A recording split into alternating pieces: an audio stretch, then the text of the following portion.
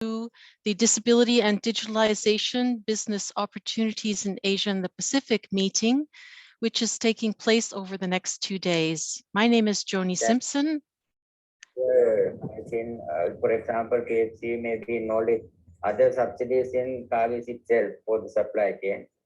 And as a result, the cost structure may not be as open as ours, which is a standalone company. As I was saying, my name is Joni Simpson, and I'm working for the ILO as a senior specialist on gender equality and non-discrimination in the world of work. And I'm based in Bangkok, Thailand. This event is hosted by the ILO's Regional Office for Asia and the Pacific and has been organized under the Global Business and Disability Network Secretariat in ILO Geneva.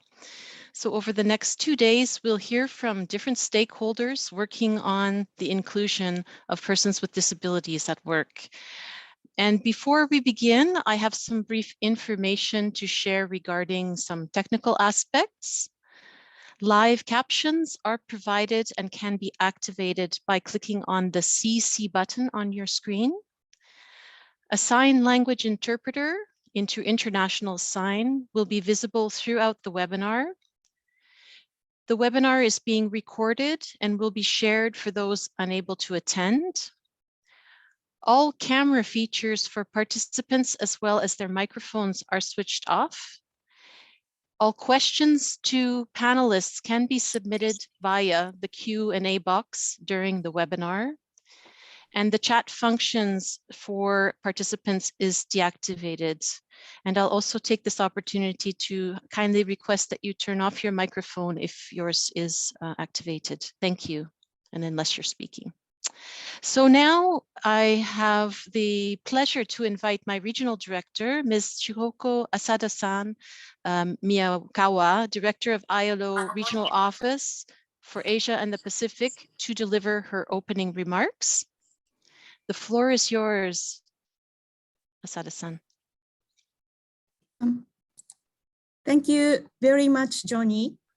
Distinguished participants, ILO constituents from employers and workers organizations, UN partners and bilateral organizations, ladies and gentlemen.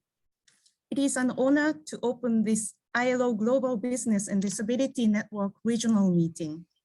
The subject of today's event, disability and digitalization, is both timely and important. I must thank the private sector, employers' organizations, and their networks for supporting this dialogue. The COVID-19 crisis has had a devastating impact on the world of work in Asia and the Pacific. Persons with disabilities are among the hardest hit. Persons with disabilities make up 15% of the population. However, they experience far lower rates of employment, 36% on average, compared to 60% for persons without disabilities. These numbers are even lower for women with disabilities. Yet, as those of us here are aware, the business case for employing persons with disabilities is strong. Diverse and inclusive workplaces simply perform better. While COVID-19 has hit the world of work hard, it has also accelerated certain mega trends. These include the growth of digital economy and the demand for digitally skilled workers. This year, the ILO issued a report entitled An Inclusive Digital Economy for People with Disabilities. The report highlighted how digital tools were essential for people with disabilities in their daily lives and particularly at workplace. However, often persons with disabilities don't have the required digital skills. Many find technologies unaffordable and digital tools inaccessible. As a result, they are unable to benefit from these opportunities and risk being left behind. Employers, workers, and their representative organizations have an important role to play in ensuring that this is not the case. Through your commitment and actions, you can help shape a world of work that is inclusive. Today and tomorrow, your discussions will provide an important platform for sharing lessons, approaches, and practices.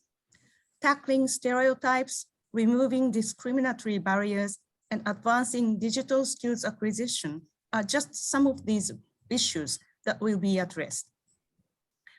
By involving many different stakeholders, including representatives of persons with disabilities, the Global Business and Disability Network is helping make decent work a reality.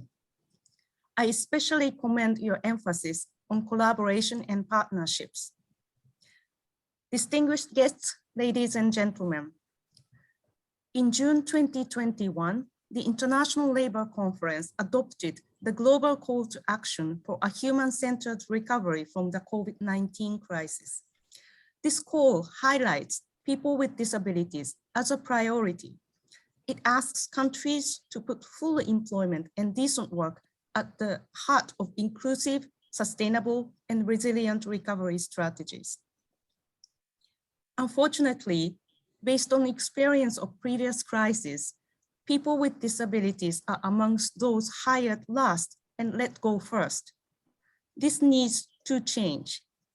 The reset of economies as we recover from COVID-19 provides opportunities to do better.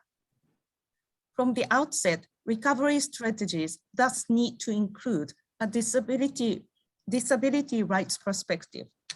They should also meaningfully involve representative organizations of persons with disabilities in the design and implementation of such strategies. Urgent and coordinated action is needed to improve the labor market prospects of persons with disabilities. The Global Business and Disability Network is at the forefront of these efforts. I commend you all for your commitment and wish you a productive meeting. Thank you for your attention. Thank you very much, Regional Director, for your opening remarks. Now let me invite Ms. Margaret Johnston-Clarke, Global Chief Diversity, Equity and Inclusion Officer at L'Oreal Group, and she's the 2021 Chair of the ILO Global Business and Disability Network. Ms. Johnston-Clarke, we invite you to share your opening remarks, and over to you. Thank you. Thank you so much. Hello, everyone, distinguished guests and members of the ILO and the ILO Regional Office for Asia and the Pacific. I am delighted to be with you today. I'm based in Paris, and I wish I could be with all of you in person. I am very fortunate to be the chair of the Global Business and Disability Network this year. So I just have a few points I wish to share with you at this stage. Companies that have joined, that have been committed to improve disability inclusion practices pre-COVID, pre-pandemics have stayed, we've noted, have stayed committed and have learned how to adjust accordingly, for instance, through reasonable accommodations. It is interesting and really pertinent to see how our ILO Global Business and Disability Network has been taking a closer look at specific regions. In the case of Asia and the Pacific, it's been really wonderful to see how it's enabled to really get a different look at realities in different regions that recognize, while identifying common challenges for employment of people with disabilities. At a country level, so I work with most of you at a global level, but at a country level, we've noted also the national business and disability networks can play a key role in facilitating companies' implementation of disability inclusion policies, but also practices. It's really wonderful to see them developing worldwide, including in Asia. And finally, I wanted just to highlight the mega trends of the future of work, that digitalization is among the key one, and that we're going to look at this together tomorrow in the conference.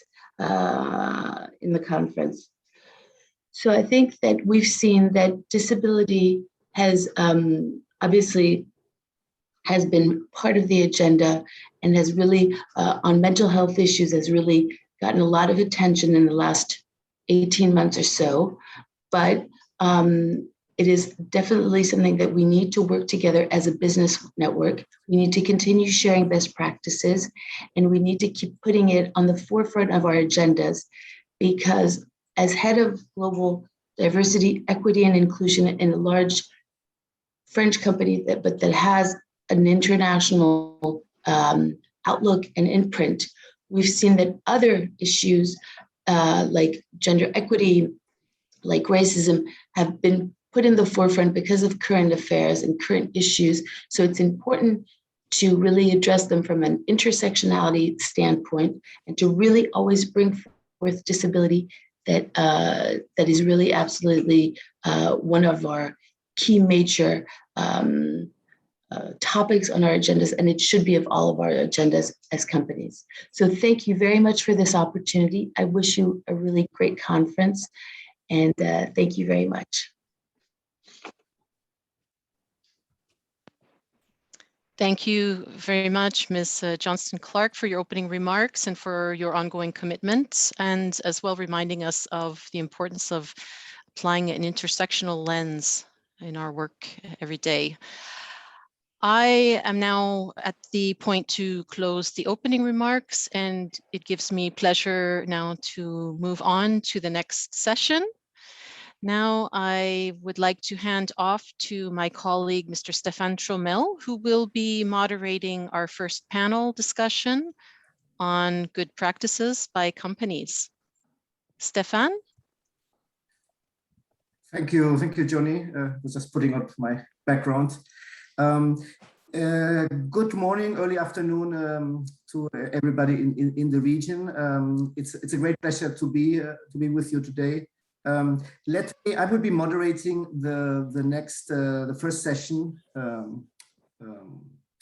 of the event. But let me make a few remarks just before that, also to give time to, I think there's still some colleagues from that session that have not yet joined, or at least have not yet found them on the list of participants. But we have already 4 of them, so I think we're good to go. But as both Ms. Asada and Margaret have been very succinct, I have a few minutes that I can use. First, just to say that we are very pleased with this first ever regional event of the ILO Global and Business and Disability Network. Many of you will know, those of you who are more familiar with our work, that every year we have used to organize a face-to-face event in the ILO headquarters in Geneva, a global event. That was what happened until 2019. In fact, 2019 was probably the largest event we ever organized, with almost 300 participants, and with a very strong focus on the future of work, with this motto, making the future of work inclusive of persons with disabilities. Already then we had a strong focus on digital employment, but then of course the pandemic came and upset all our lives, so to say, our working practices. And that was then the big focus of course, of 2020. Now in 2020, we still organized a global meeting at the end of the year, but it was for the first time a fully virtual meeting, the same as today. It was very important, that meeting, because we managed to get reaffirmation of the commitment from the private sector to the employment of persons with disabilities, also in times of the pandemic. It had been a bit our main concern in 2020 to see whether, because the experience had shown, and as our last son had mentioned that often in times of crisis, persons with disabilities who were the last to be hired were then the first to be dismissed. Well, that probably was the case in many circumstances, but I think within the context of our global network and our global companies and the national networks, that has not been the case. There really has been a clear commitment that the disability inclusion is something that also needs to be front and central in times of a crisis. And I think that was a very important message. And we launched a declaration end of last year with reaffirming that commitment. And we have seen amazing work happening during the last year and a half or so, which has shown that companies and networks are clearly convinced that disability inclusion needs to be part of the solution And of course, it has this very strong opportunity which we need to maximize, which is why the day tomorrow, and those of you who have not yet registered for tomorrow, we will send you a link at the end of today to connect to that. That is why tomorrow we will focus specifically on digital employment in the region, because in fact we are working with 5 of the networks of the region to really go more in depth and try to see what needs to be done, what needs to happen to make sure that persons with disabilities can benefit from the digital opportunities, digital employment opportunities that are out there. We know that because of digitalization trend increased by the pandemic, companies and public sector are in demand of digital professionals, cybersecurity, blockchain, artificial intelligence, website accessibility, and there's a shortage of that. So if we are able to provide the required competences and the required additional support to persons with disabilities to become professionals in that area, I think we would be able to deliver very, very important results for persons with disabilities. Starting also to change a bit the narrative in terms of the expectations that persons with disabilities and the rest of the society often has, which are rather low in terms of the type of jobs that persons with disabilities can perform. So we're very excited also about the day tomorrow. Today, let me just briefly take you through the program of today. So we are having the next session. We have 6 speakers from 6 companies from the region. I mean, most of them are global companies operating in the region. That is also partly the logic of our global network, our national networks. So we help global companies to deliver throughout their global presence. So 6 company speakers will share their good practices. That will be followed by a session with 5 of our national business and disability networks. For those of you who don't know them so much, national business and disability networks, which are all connected to our global network, has been an impressive tool through which we have been able to bring our global discussions to a country level. It's great to have global discussions with colleagues like Margaret and others, but at the end of the day, the rubber hits the road at country level. The rubber hits the road in Sri Lanka, in the Philippines, in Bangladesh, in India, and in China, etc., etc. And we need to see what more can we do to support these national initiatives to be able to deliver at country level, both by the work of the subsidiaries and branches of global companies operating there, but of course also by the work of local companies, both large and small. It's fair to say that right now it's mostly larger companies that are part of these networks, and we still also have to see and discuss together how can we broaden that support also to cover small and medium enterprises, which we all know are the main driving force often in terms of employment generation in all countries. So that will be the second session. And then we have a final session, which I'm sorry to tell you, I will moderate again, which is about what we call a more multi-stakeholder session. Yeah? Because we often say when we speak is we need to have a private sector that is disability inclusive. That is what we try to promote through the global network. We need to have persons with disabilities having the skills demanded by the labor market. And that's the work also that we do in the ILO and others to ensure that persons with disabilities have access to, in particular, mainstream skills development and vocational training. But thirdly, also, we need to have an enabling environment. We need to have a legal framework that is supportive. We need to have policies and programs and support services in place for this coming together of the private sector and persons with disabilities to happen right now. And that will be the focus of our last session today, where we will have speakers from UNESCAP, from the UN regional body Asia Pacific, from a disability organization, of course, from Employer Federation and from trade union, to discuss with me and among themselves, what more can we do all together to create a more enabling environment to promote the employment of persons with disabilities in the private sector.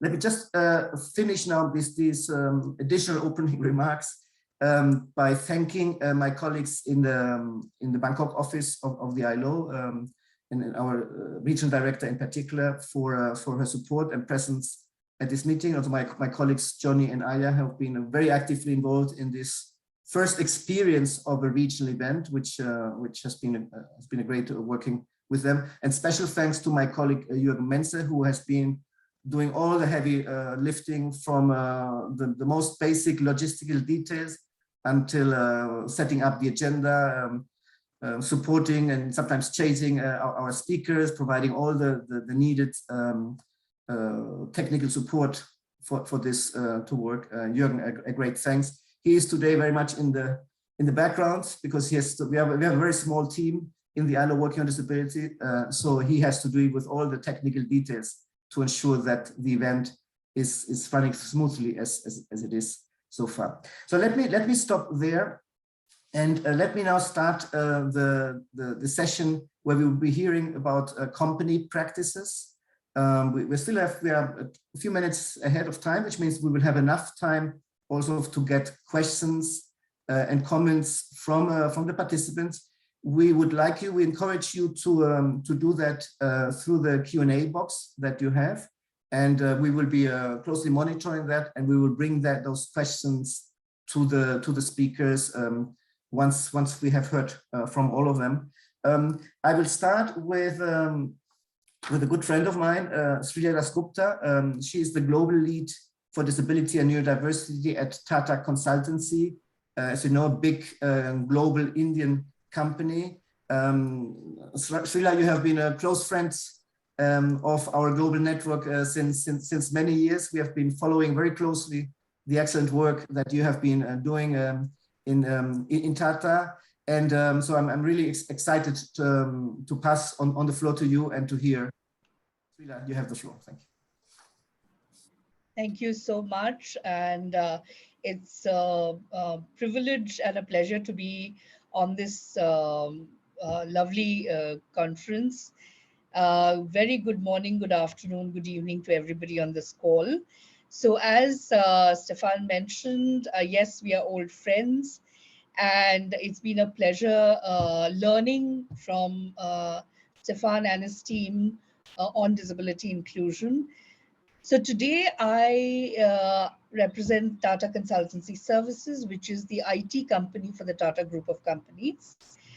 We have 500,000 employees across 46 countries. And I am going to speak today on reimagining accommodation in a post-COVID virtual world, a blueprint for digital inclusion. So as the speakers before me have mentioned, that COVID-19 kind of came on suddenly without any warning and was considered by many as a black swan event. And I think two of the things that it really gave us was that nothing is sacrosanct, nothing is predictable. So we have to constantly think out of the box, and we have to be constantly adaptable to change. The second thing, and which I think is really, really important, is it taught us to be kind.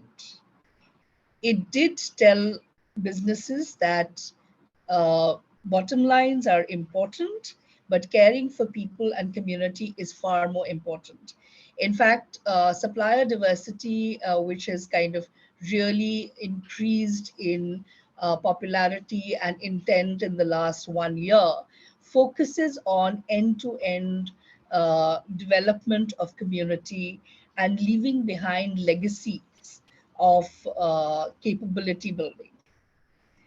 So the other thing that I think that I want to focus on is that the shift to a work from home virtual model really opened up spaces for disability access, where previously one had to really literally pull teeth to ensure that accommodation is a right, that budgets should not be nagged over, that it is like non-negotiable.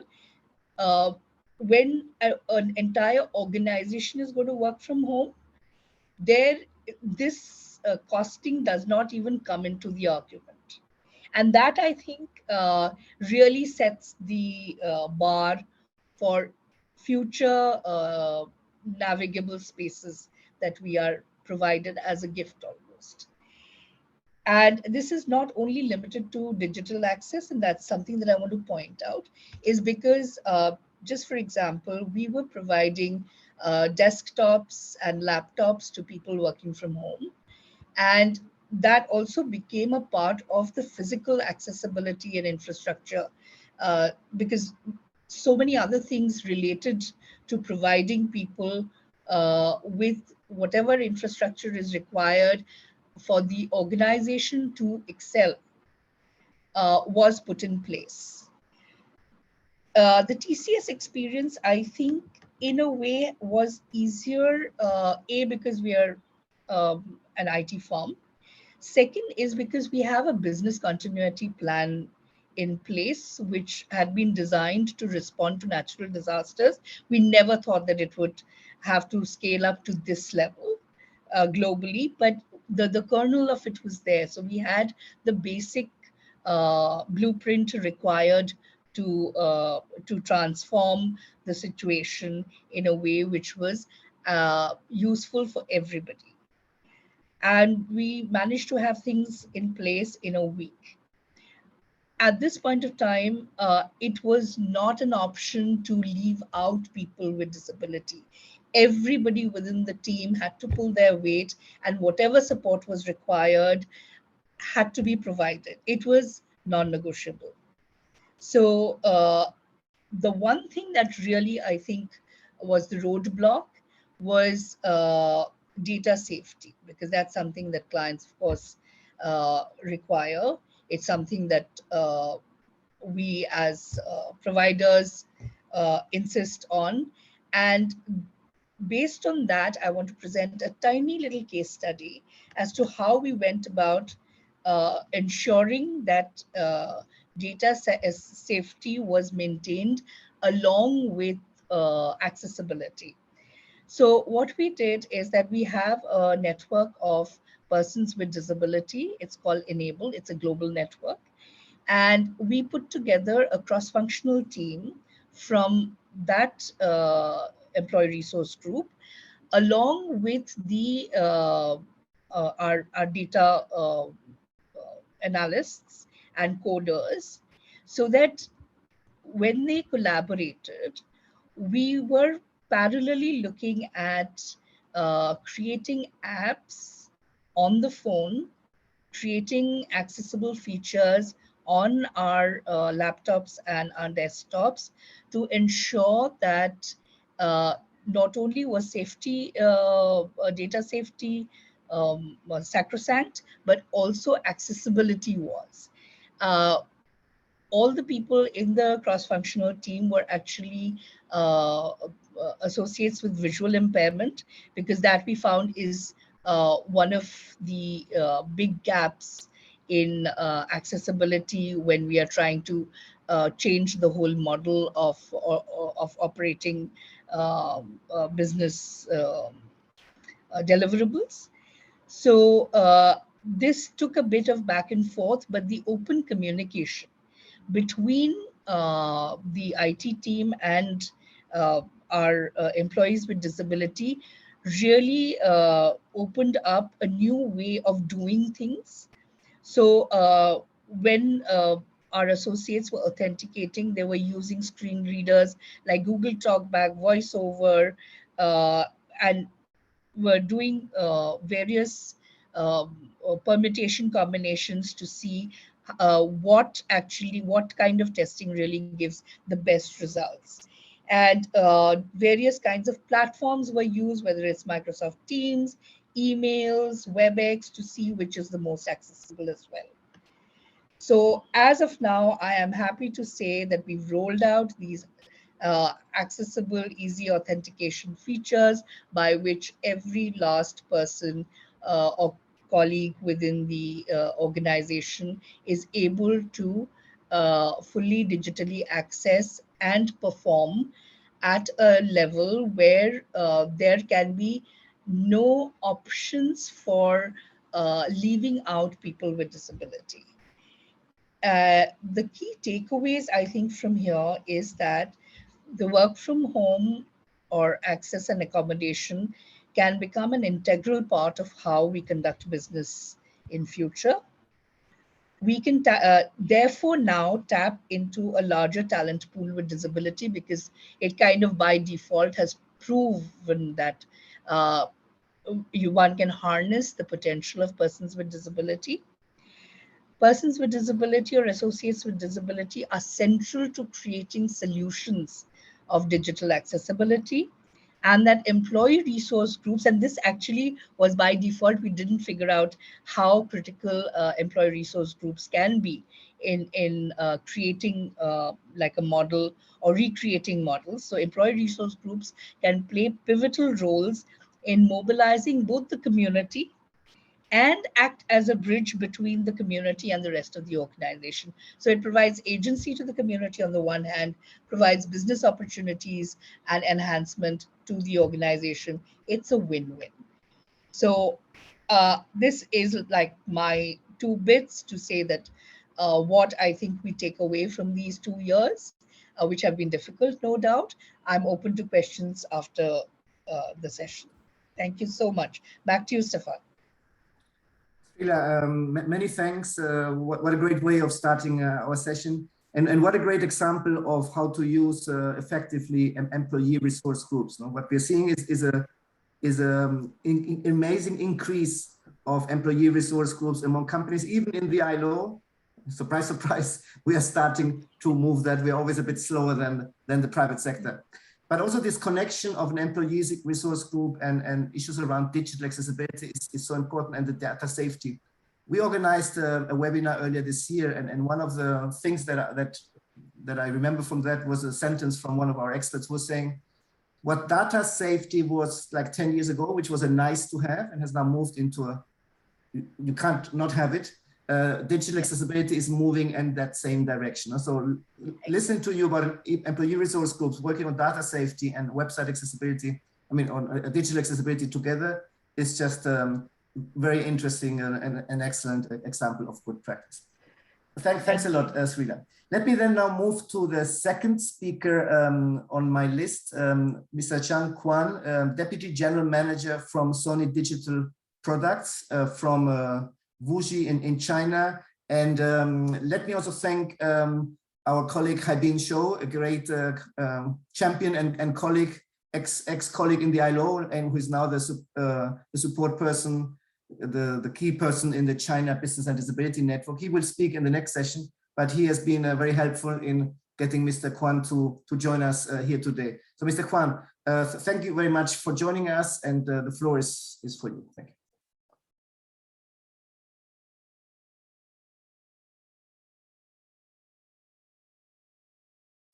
We can't hear you.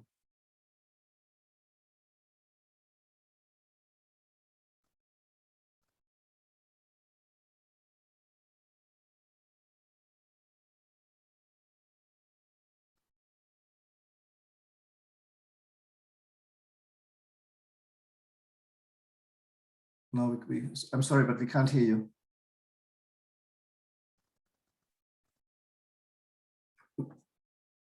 Mr. Quan, if you allow me, we would move to the first a moment to the next speaker. So while giving you time to sort out the technicalities of that, the next speaker on my list is Melissa Zhou, Regional Head of Diversity and Inclusion for Asia at Standard Chartered Bank, also a GBDN member.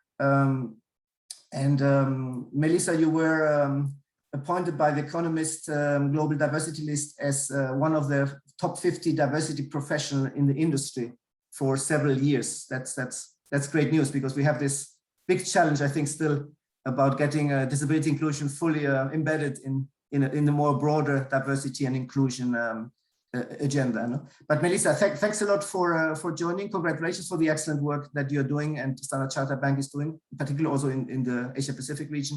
The floor is yours. I just want to check that you can hear me as well, Stefan, before I start going. We hear you well. We hear you well. Fantastic. Okay. Always good to do a sound check. Thanks for having me. And I think, first of all, I mean, really excited to be here. Really resonating. I think even just the short time that we've been on this session together, just thinking about that natural tension between what we might strive to do at a global level versus how we might be able to bring that to life at a local level, because I think really resonated with me, Stefan, in terms of what you're saying about where the rubber hits the road, right? Where things really happen is locally.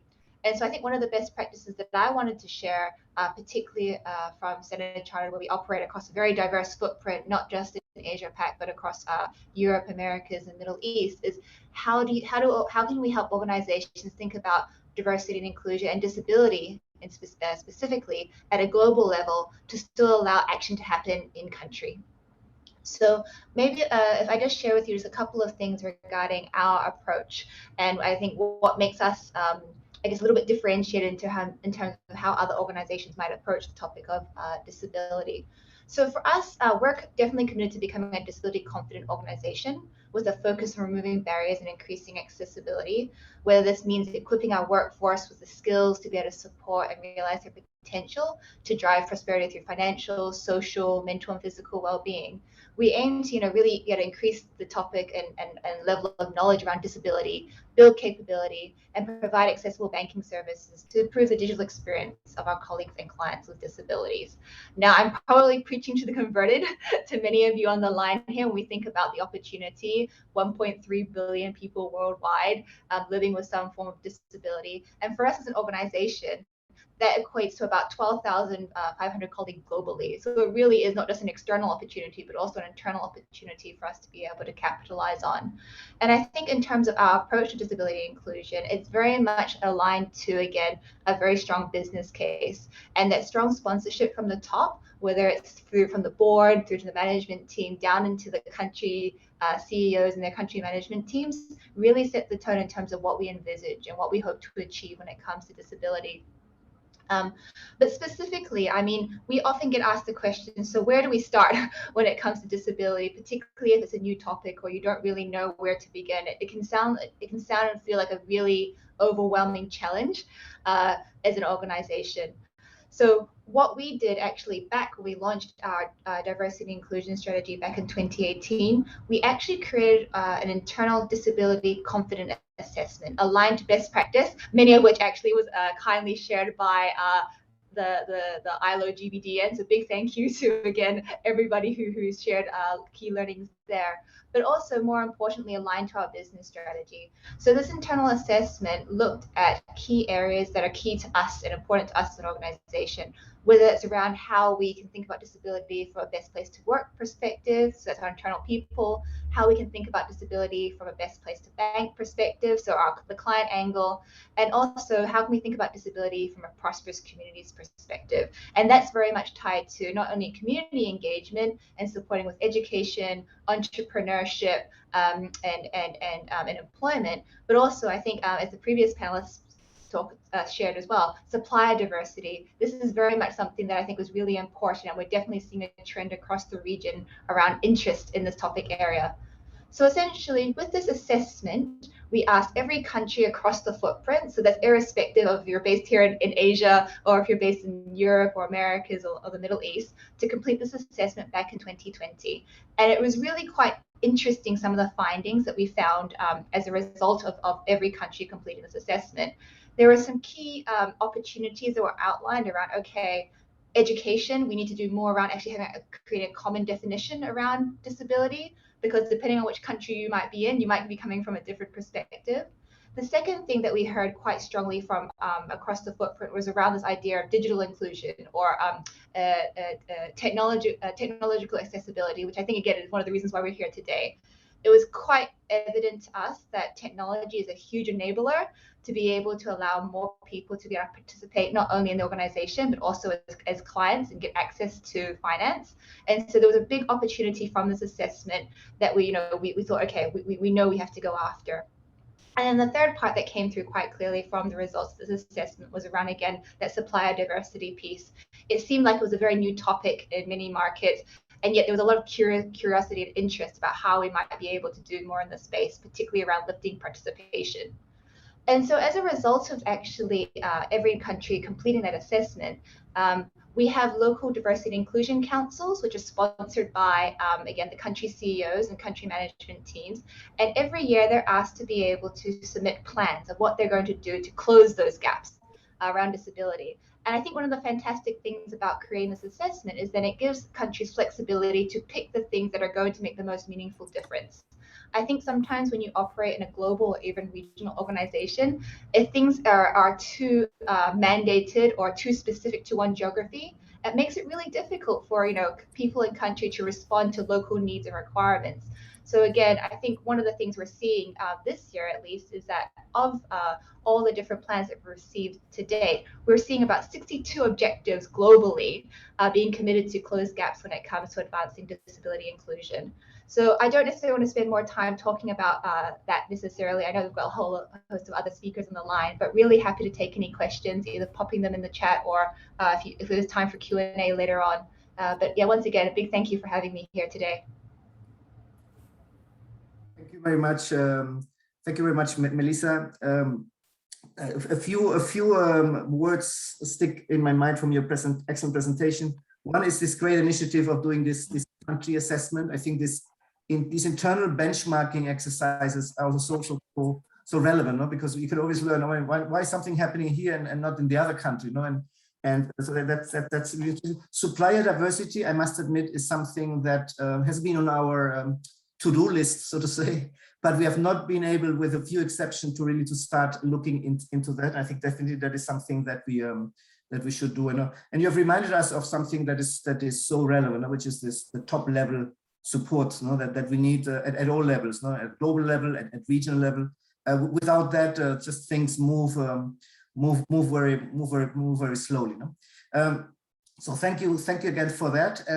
I see, Mr. Quan, you are back on screen, so I hope the sound issue has been solved. So the floor over to you. Hello, can you hear me? I can hear you perfectly well. Thank you. Thank you for the problem. Good afternoon, everyone, again.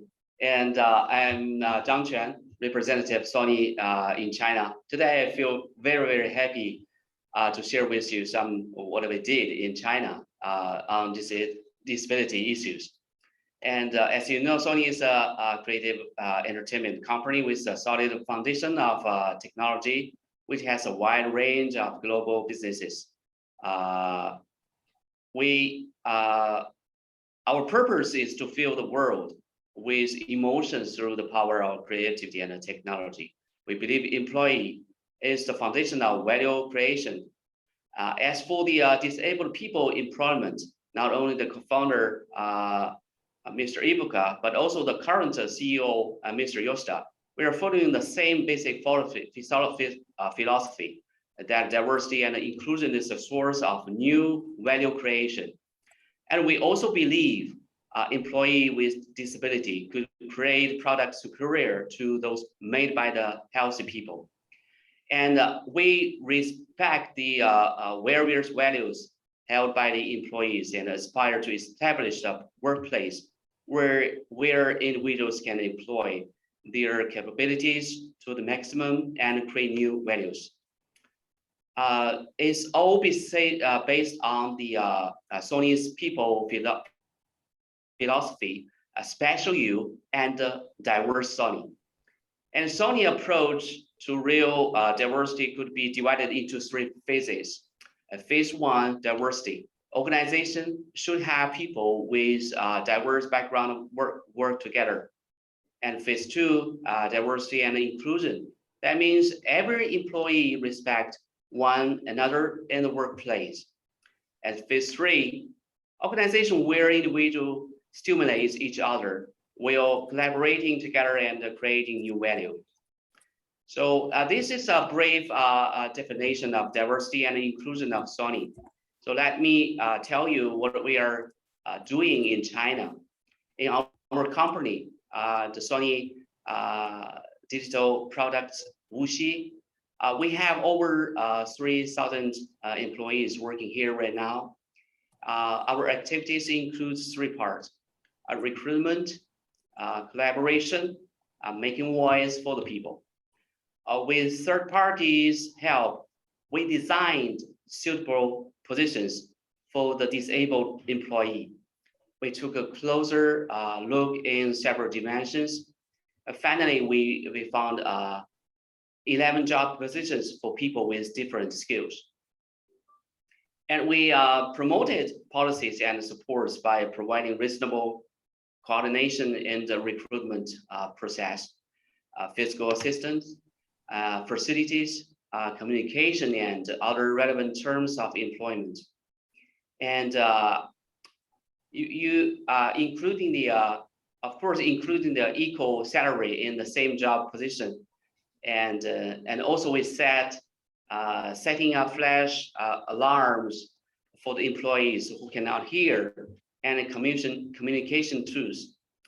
As for the training, before on board, managers who will have disabled subordinates will take the disability equity training provided by the GBDN China team. And for future colleagues, in order to raise their awareness of inclusion, they will learn how to support and communicate with disabled employee. Actually, not only provide job for those people in order to improve our policies and support system, we are also tracking their career development and mental issue through assessment and interview by professional third party after their joining. And of course, happy work, happy life, like other employees. We see people with disabilities are working hard with dignity, positively enjoying company's activities as well. And in order to help more disabled students to be recruited easily, we are providing job opportunities, but also coordinating courses with education institutions and providing internship. And furthermore, we shared our experience with local and central government to expand our know-how on disabled people employment nationwide. And of course, with the support of ILO GBDN China, we successfully provided several disability equity workshop trainings to our neighbor companies, including making voices for the disabled students recruitment. And we launched in 2019, we launched a platform with regional government and 2 universities and over 25 companies for promoting more job opportunities to those people with disabilities. Due to the COVID-19 outbreak, activities in 2020 were suspended. But the more in such a difficult time, the more we should pay attention to the employment of this special group. So in 2021, we are again co-hosting the promotion activity of employment for disabled students with GBDN China's strong support. And this time, over 50 universities and 80 companies and institutions participated. We are deeply gratified that a lot of companies involved, and the awareness of the for the disabled people is getting higher and higher. So we are looking forward to improve the employment environment of disabled people, and we will continue to work together as we can. That's all for my part, and back to you. Thank you for your listening. Thank you very much, Mr. Zhang. It's very, very interesting presentation again. I was very impressed by the comprehensive approach that you're following, tackling so many different issues, from adjusting the recruitment process, reaching out to internships, doing training of co-workers, very, very important. And it's also great to see how, because I'm aware that Japanese companies in Japan, you have your quota legislation, you comply with your national legislation. But what I felt sometimes is that when Japanese companies are operating outside, there's not so much attention to disability inclusion. So it's great to see that you're doing that in your case. And I was not surprised to hear that you've also got some support from from the China chapter of the network. That is exactly why these national networks are there, to support you in implementing and delivering on disability inclusion in countries. So thanks again for this. Thank you. You will stay with us, and I'm sure we'll have time at the end for some quick questions. Okay. Let me now move to the next speaker. We've had a last-minute change in terms of the person, but the company is the one that we have in the program. So it's Accenture. Accenture is one of the more active, very active members also of the ILO Global Business and Disability Network. And in fact, we have the pleasure of having with us Vani Seshadri, who is the Global Disability Inclusion Lead in Accenture. And she's, in fact, she is the usual contact person and is also a member of the steering committee of our global network. So Vani, thanks a lot for stepping in a bit last minute, I think, but you're so well versed about everything. The only kind plea I would have to you, Mr. Zhang was very good in his speed of talking. Melissa before was a bit too fast, I was told, especially for us, you know, we have our interpreters. So Vani, just a plea not to speak too fast. But Vani, thanks a lot for joining, and over to you. Thank you, Stefan. Thank you very much. And I'm very glad that I'm here, though it's unfortunate that my colleague who was to represent Accenture couldn't join us because of a personal issue that cropped up at the last minute.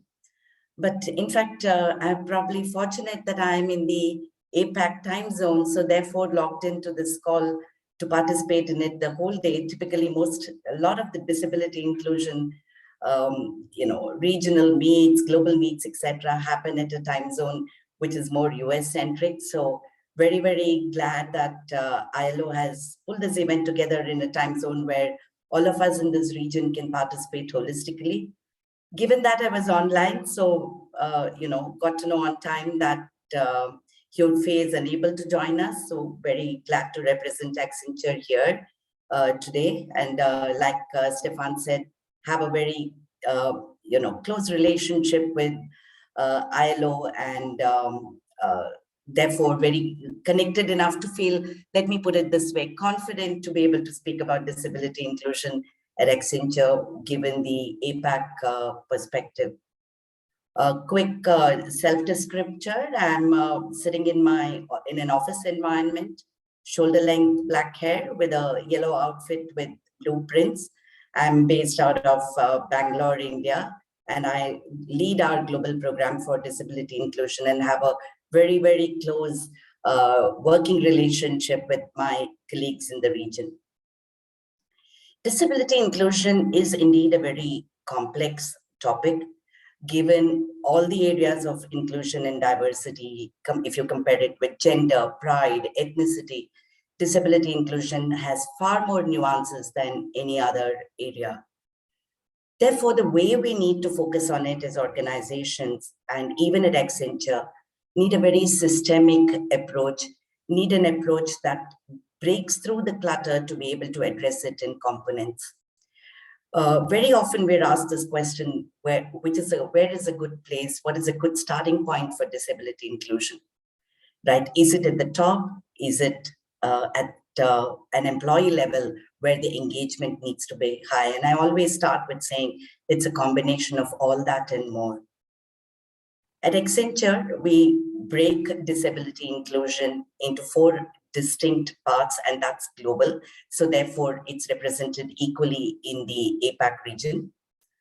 We look at it from a perspective of digital accessibility, attitudinal competencies, inclusive workplace design, and partnership with the ecosystem. Partnership with the ecosystem, for example, is what we're doing today. We as an industry, as a region, need to get together to be able to discuss what our challenges are, which is the next topic in the conversation. To be able to solve for disability inclusion, to enhance the focus on disability inclusion as an industry. If I wear the hat of digital accessibility within Accenture, we again break it up into 3 components. We break it up into focus on digital accessibility for our people, to make sure that our people have a seamless experience of accessing all the content available to them within Accenture, in a very seamless manner. Supplier inclusion is very critical. How do we partner? How do we engage with our partner network to make sure they're bringing in accessible solutions to our people? And how do we engage with the clients? Now, while we have a global strategy for each of these pillars, we also have a leadership council at a global level, which consists of members of all the work streams that need to get to where we want to be, which is the industry role model against these 4 parameters. We also have representation of those councils, mirrors of those councils in different market units in different countries. So we have an entire leadership team focused on disability inclusion, for example, in Japan, similarly with India, Philippines, Southeast Asia, China, and so on. And culturally, APAC countries are very different from each other, right? The nuances, the finer nuances are different. The law of the land is different. We have legal mandates in China. We have legal mandates in Japan. India doesn't have legal mandates, but at the same time, almost all the countries that we see working in the region are focused on disability inclusion, on bringing in persons with disabilities, on enabling digital accessibility for persons with disabilities. The industry is geared for that, and to be able to create an environment that is supportive. So when I look at digital accessibility, and within Accenture, I have to speak about it from the APAC perspective, 2 distinct programs stand out for me. One is the fact that we've launched the adjustment request tool, and it's live in almost all our countries in the APAC region. So our people have uniform access to accommodation, to solve for their accommodation requirements. We have something called we have a very innovative project called the Accessibility Centers.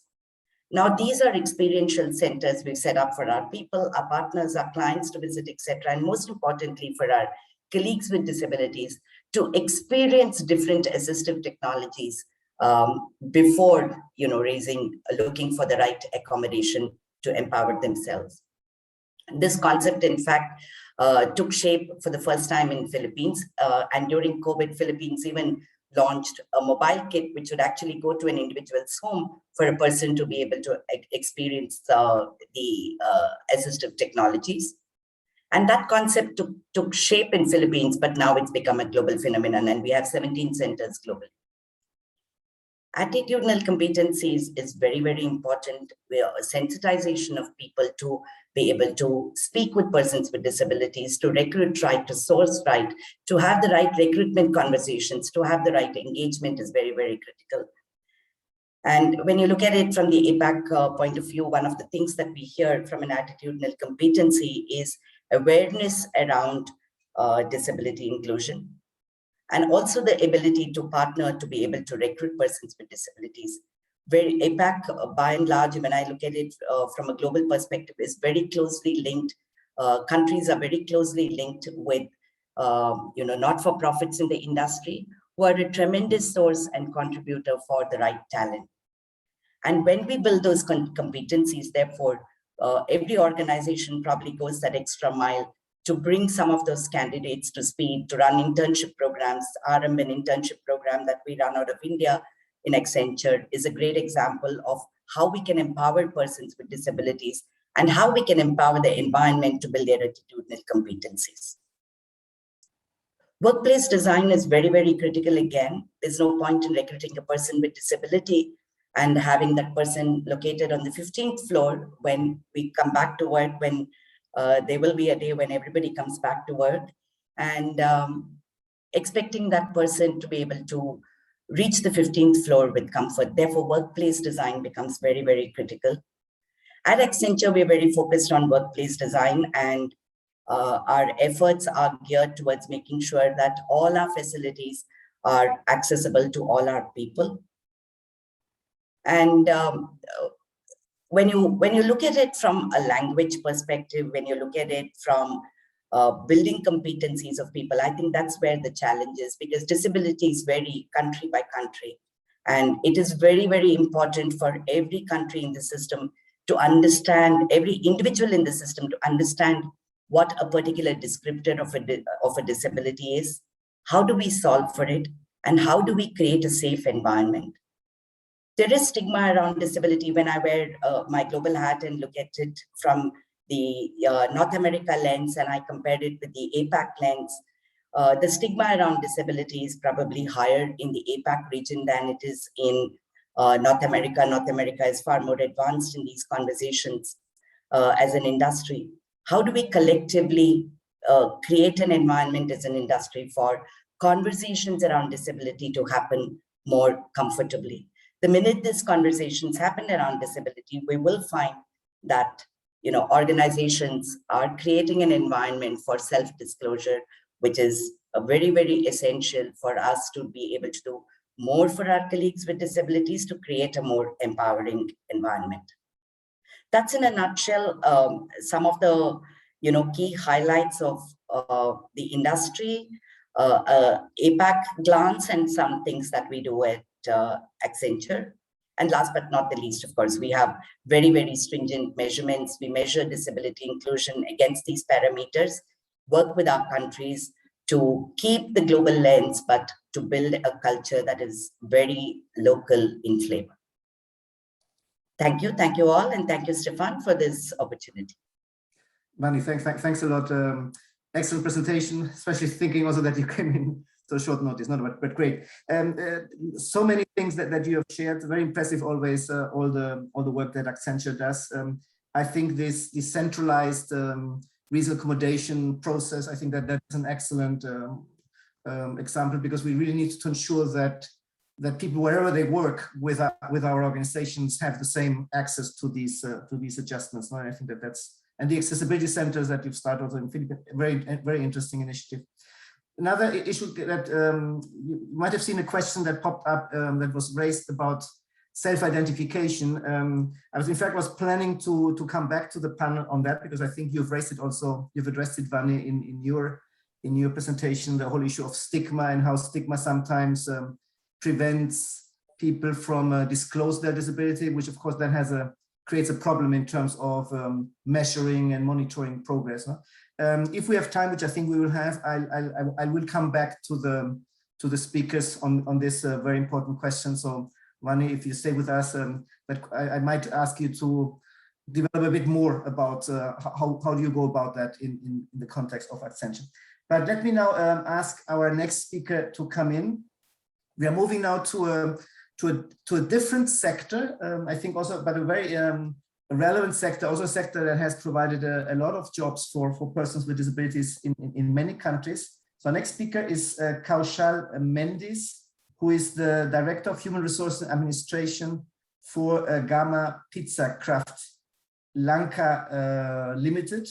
Is a sole franchisee for Pizza Hut and Taco Bell in Sri Lanka, as well as Pizza Hut and KFC in the Maldives. So you've seen we are now in the food beverage industry. And thank you much, Kaushal, for joining. And thank you, our colleague Manique from the Sri Lanka Employer Federation, for having made the connection with you. Kaushal, the floor is yours. Thank you, Stefan. It is indeed a pleasure to be here.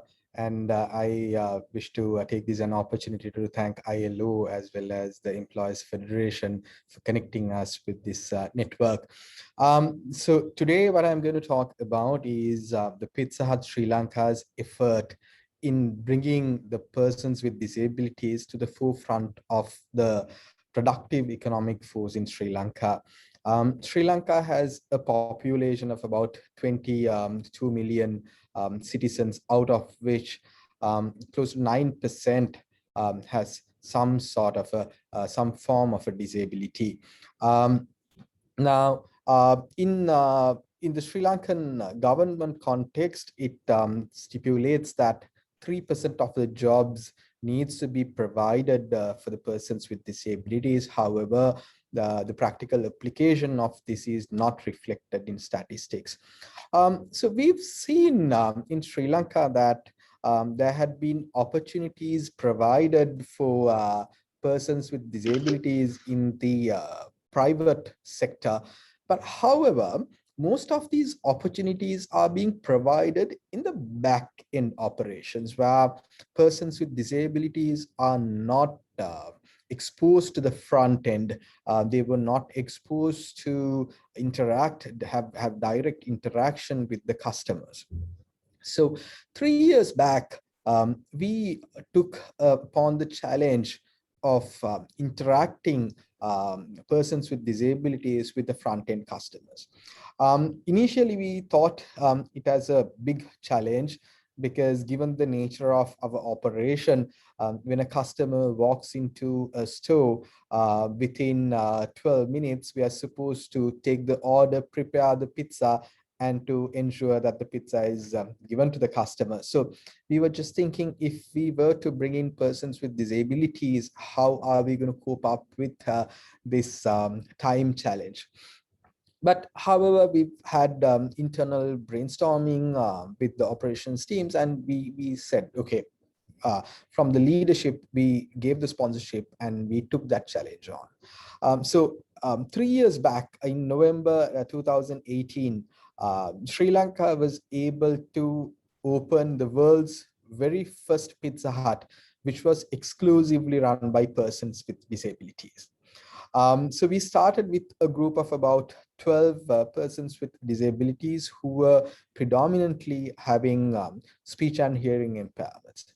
Now, from that point onwards, what happened was this created a social vibe in Sri Lanka, because a lot of people started seeing it. And we never made this an opportunity for us to go showcase ourselves.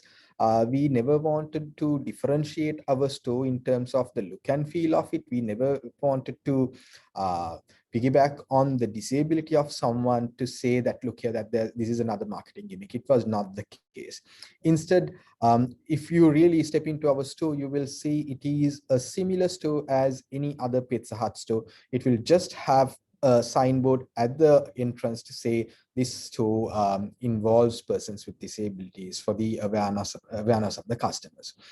But what happened was, this created a lot of social vibe, where a lot of other organizations started talking about it, and they wanted to explore. If Pizza Hut took that challenge of making a pizza within 12 minutes, with the involvement of a person with a disability, why not the other organizations could look at? So it opened eyes of a lot of other industries. Now, with this, what we wanted to do was, we identified this as a real corporate citizenship, where we can make changes to the lives of a significant portion of the society. Hence, a year later, we established a government private-public partnership, where we started training girls with disabilities, making them employable in the industry of international restaurant operations. Now, at a point, one might think, okay, Pizza Hut is trying to do this for the benefit of Pizza Hut. No, it is not. So what we wanted to do was, we wanted to make it a industry-wide change. Because if you look at Sri Lanka, we've got about 15 international franchisees working in Sri Lanka, operating in Sri Lanka. And on average, yearly basis, there's a requirement of about 5,000 to 6,000 newcomers to these industries with the growth. Then what we wanted to look at was, we wanted to harness the support of the other franchise operators in Sri Lanka. So we spoke to them. We said, look here, as an organization, we've started this, and it had been paying off results, and the productivity, the labor attrition. So everything was positively indicating in favor of the organization. And we've seen a significant transformation of the lives of these employees. So luckily, we were able to harness the support of the other restaurant operators in Sri Lanka, whereas they agreed to employ people who come out of the training center what we set up in 2019. Now, with this, we saw a significant potential in further developing this concept, where we got the support of Pizza Hut International. And right now, what we are looking at is taking it to the next level, by creating about 28 vocational training centers in Sri Lanka, which will be focusing on the marginalized youth and persons with disabilities. So we are trying to create a pool of talent who could be persons with disabilities, who were neglected, who did not have self-worth. But instead, now what we want to do is we want them to go through a specific curriculum, make them certified, make them employable, and make them an integral part of the value chain of this country. So by doing that, we will be giving them a significance in their life, self-worth to their life, and we will give them the feeling that they are contributing to the development of this country. Now, in order to do that, one of the main challenges we had was creating the organizational readiness. So in the previous discussion, Melissa also mentioned about training the rest of the employees. So we had to train the rest of the organization. Right now, the organization has about 2,300 employees.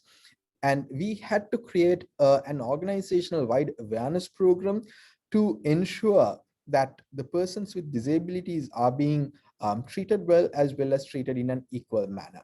So as we had a program where we trained our line managers, the restaurant managers, and the leaders to really drive an inclusive culture. So that was the preparation. To the future, we've taken a pledge. So we started this initiative 3 years back in a very small manner, in a tiny manner. But to the future, what we really want to do is to give a pledge to say 10% of our employment will be provided for persons with disabilities. So which means to say the organization has plans to grow to about 3,000 of employment by year 2024. So which means we will be generating 300 jobs for persons with disabilities in Sri Lanka in Pizza Hut. So which means to say that it is further not going to be an exclusive store operation, whereas we will be making all our outlets and inclusive stores where persons with disabilities work hand in hand with the other ordinary people whom we as pronounce. So that's our plan, that's our commitment. By doing this, we are pretty certain that we will be able to make a change in the employment landscape in Sri Lanka, so as not only in the restaurant industry, but even we will be able to convince the rest of the employers to look at the possibility of having persons with disabilities as a part of their productive workforce. So this is the Pizza Hut Sri Lanka experience, and looking forward to work with you all, get your learnings, and to make this program better and brighter in the coming years. Thank you. Kaushal, many thanks for this experience. What stands out for me is first, I think that you approached it bit by bit, but I'm very impressed how you're going the extra mile now with setting up these vocational training centers for marginalized youth, including youth with disabilities, as a way of creating this sort of pipeline of persons with disabilities and other young people that can then work in your sector. No? And these are exactly the type of initiatives that we are looking for also in other sectors. No? For instance, in the context of digital employment, it's this type of proactive approach by companies. It's a clear win-win situation, no? Because it's also in your interest to create that pipeline, no? Because otherwise you will be short of job candidates. So I think it's really these win-win situation that that bring in both the business case, but also the, let's say, a social justice approach, if I can use it like that, which is a bit of a ILO term. So the excellent example, Kaushal. Thank you very much for sharing that experience. It was news. It was news to me. I'm now moving on to our last speaker of this panel. And we're also moving even further away from Geneva. So it's, as you all know, Asia Pacific is a very big region. Vani, thanks for highlighting that we're doing this regional meeting in the time zone, at least, which is more reasonable for all of you, including our colleagues in Australia. But I know it's already later in Australia than in other places. So our last speaker is Vanessa Martin, who is the National General Manager of Diversity and Inclusion for the Compass Group in Australia. Vanessa, thanks a lot for joining us also late in the day, and the floor is yours. Hi, Stefan, and thank you everybody for having me to have the opportunity to talk. Yes, I'm calling in from the western side of Australia in a city called Perth in Western Australia. And I know Amy, who's on the call with our Australian, National Disability, is based out of Sydney. So she's 3 hours away from me in our time zones. So it's quite interesting, isn't it, while we dial in and listen to everybody around the world, including France and Paris and beyond. I just wanted to explain that, yeah, we're part of Compass Group globally, and we operate in over 50 different countries. So it's really interesting to hear everybody's perspective of dealing with disability across Asia Pacific and across Europe and beyond, because we're in a similar situation that as a global company, we're working with a whole range of different cultures and countries throughout the whole globe, and we work in 50,000 different locations globally. In Australia, we've been operating for more than 40 years, and we employ over 10,000 people, and we have over 450 operational sites. The role that I have in the company works across all of those sites and our business sectors. So I'm based in the west side of the country, but I travel everywhere in and out of site, meeting with all of our staff. And we take diversity and inclusion as being the DNA to our business. Like many other global companies that have spoken so far, we are part of a global network of diversity and inclusion champions. And we have a diversity and inclusion strategy globally, but each company drills down, and we have the opportunity, based on our operational context and diversity, to have targeted key areas that we look at. So in Australia, we deal with First Nations people, we deal with disability, we deal with pride, and we deal with gender equity. In our disability key pillar, we are part of a global champions network that I mentioned before, where we share best practice. And in Australia, like many of our other countries, we have a diversity and inclusion advisory committee that's chaired by our managing director in Australia. So we work with some very key peak bodies like the Australian Network on Disability, and you'll hear from Amy later in the program. And we're a platinum member of that organisation. So we leverage off getting leading industry advice and resources to collaborate with other partners about how we build our disability inclusion across our business, for example, in Australia and beyond. We have various different elements to it, and they include us setting some targets. So we really are so committed to disability employment that we set an annual target every year. We work with all of our operations people, and we track that target on a monthly basis about how successful we are and are we achieving what we committed to. And included in there are a whole series of policies and procedures and our systems. So we heard about, digital inclusion and making sure that things have built-in accessibility to it for a whole range of disabilities. So we make sure that even when we're recruiting, that we advertise the right way. We have systems in place and hotlines for somebody who might identify as living with a disability, for us to call us direct rather than just relying on a digital platform. We have a diversity and inclusion unit that goes out to the far corners of the country and works with a whole range of disability employment services providers, because we really want to target people that identify as having disability to be employed with us. We see that as good business because we get great retention, We get an amazing mix of diverse views in our operations that inputs into getting some good results on the board with our contracts.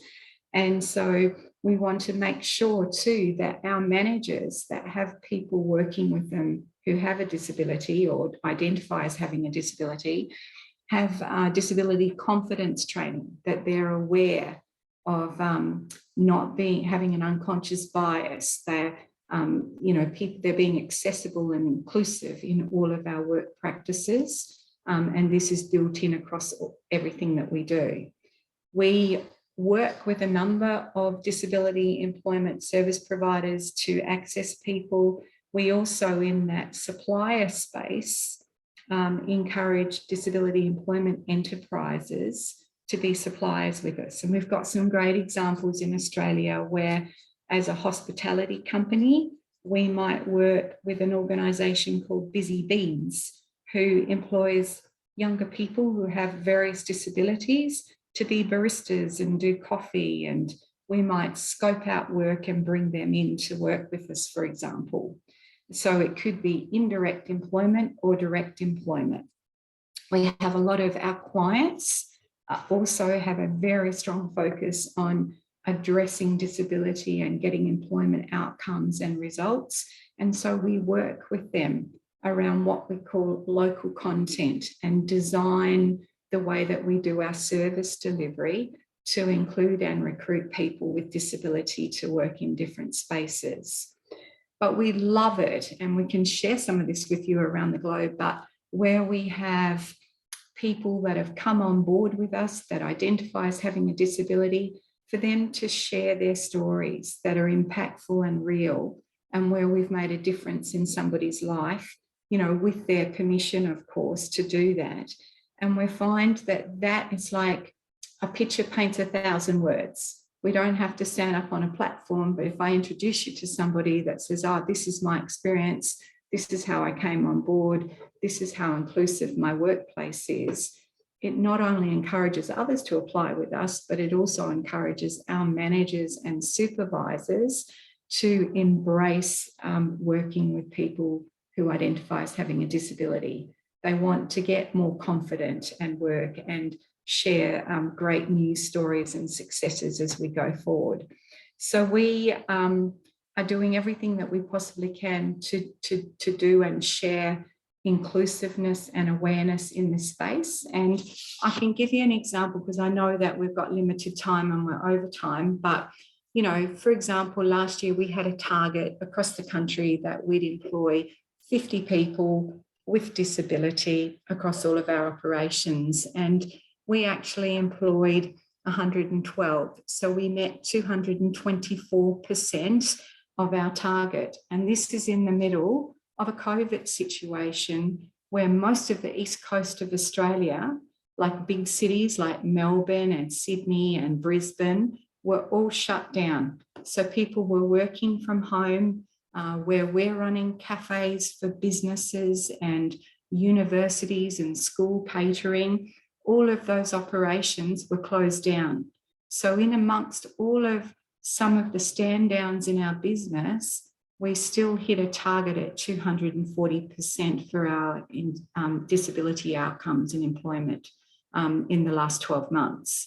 So it shows you, and that I think speaks 1,000 words about how passionate we are in our business of working with the Australian Network on Disability, with a lot of disability employment services providers and other stakeholders to really shift the dial and make a difference in this space.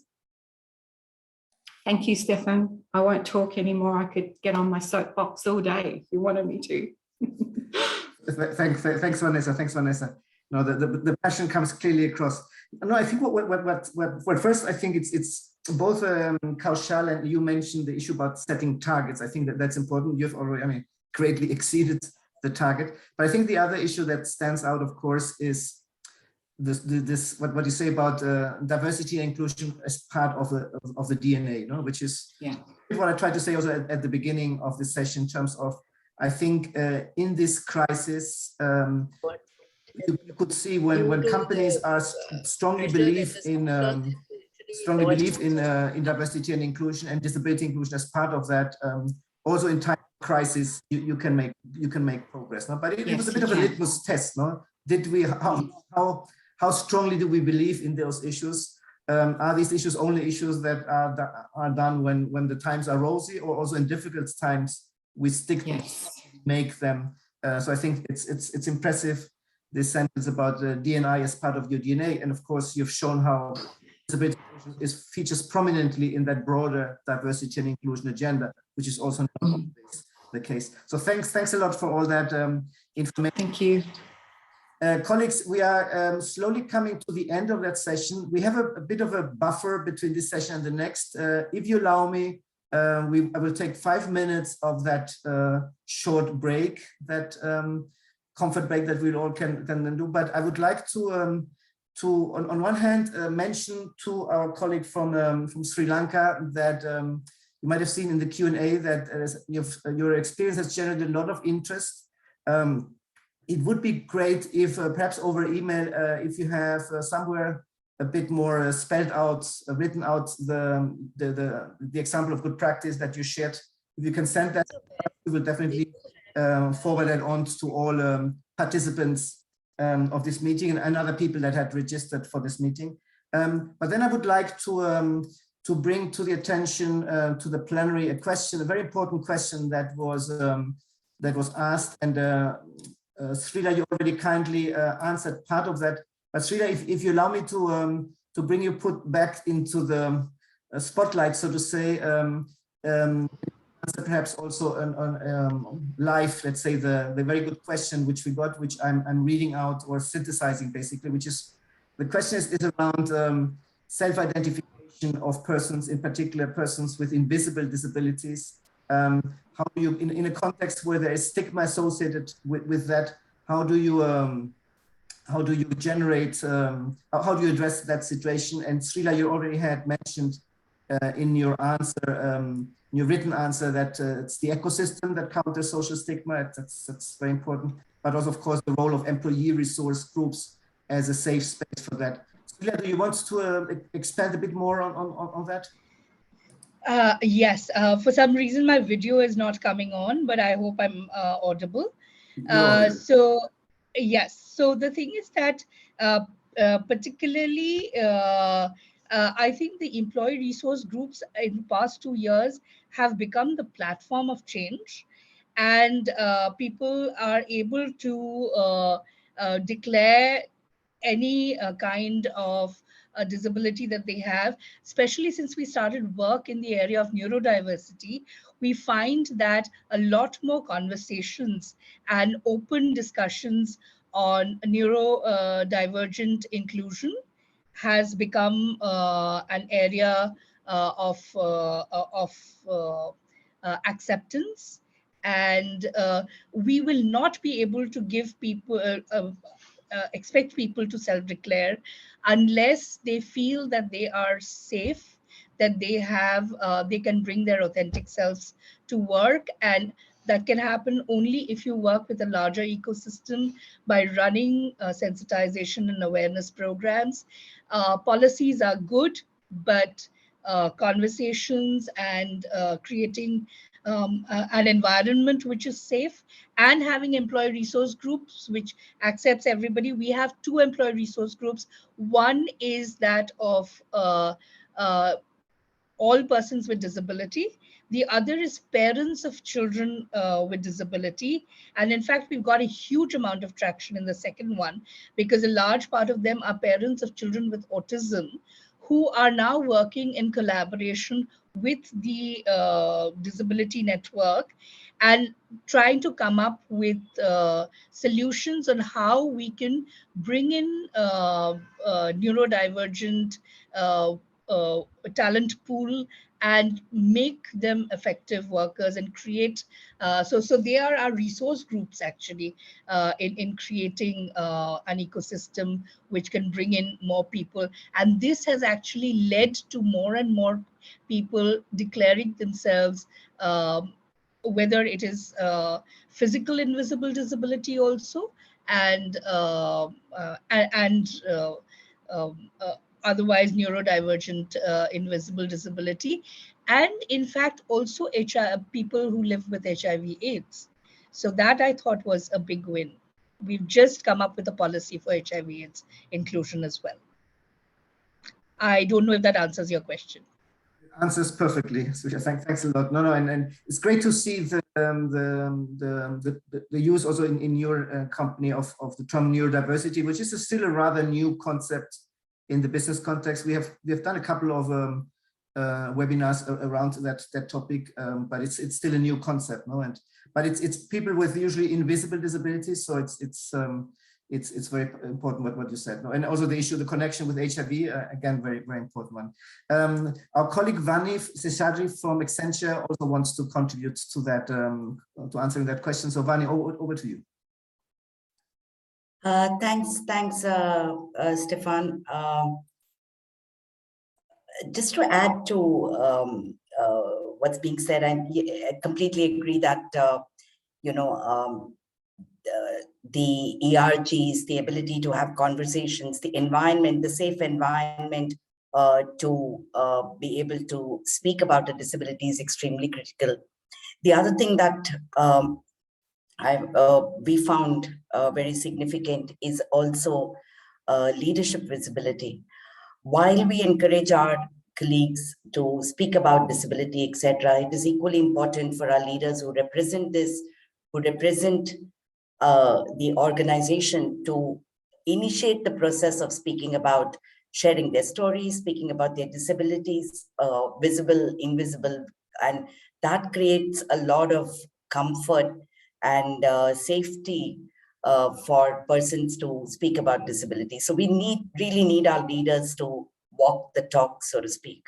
Just wanted to add that.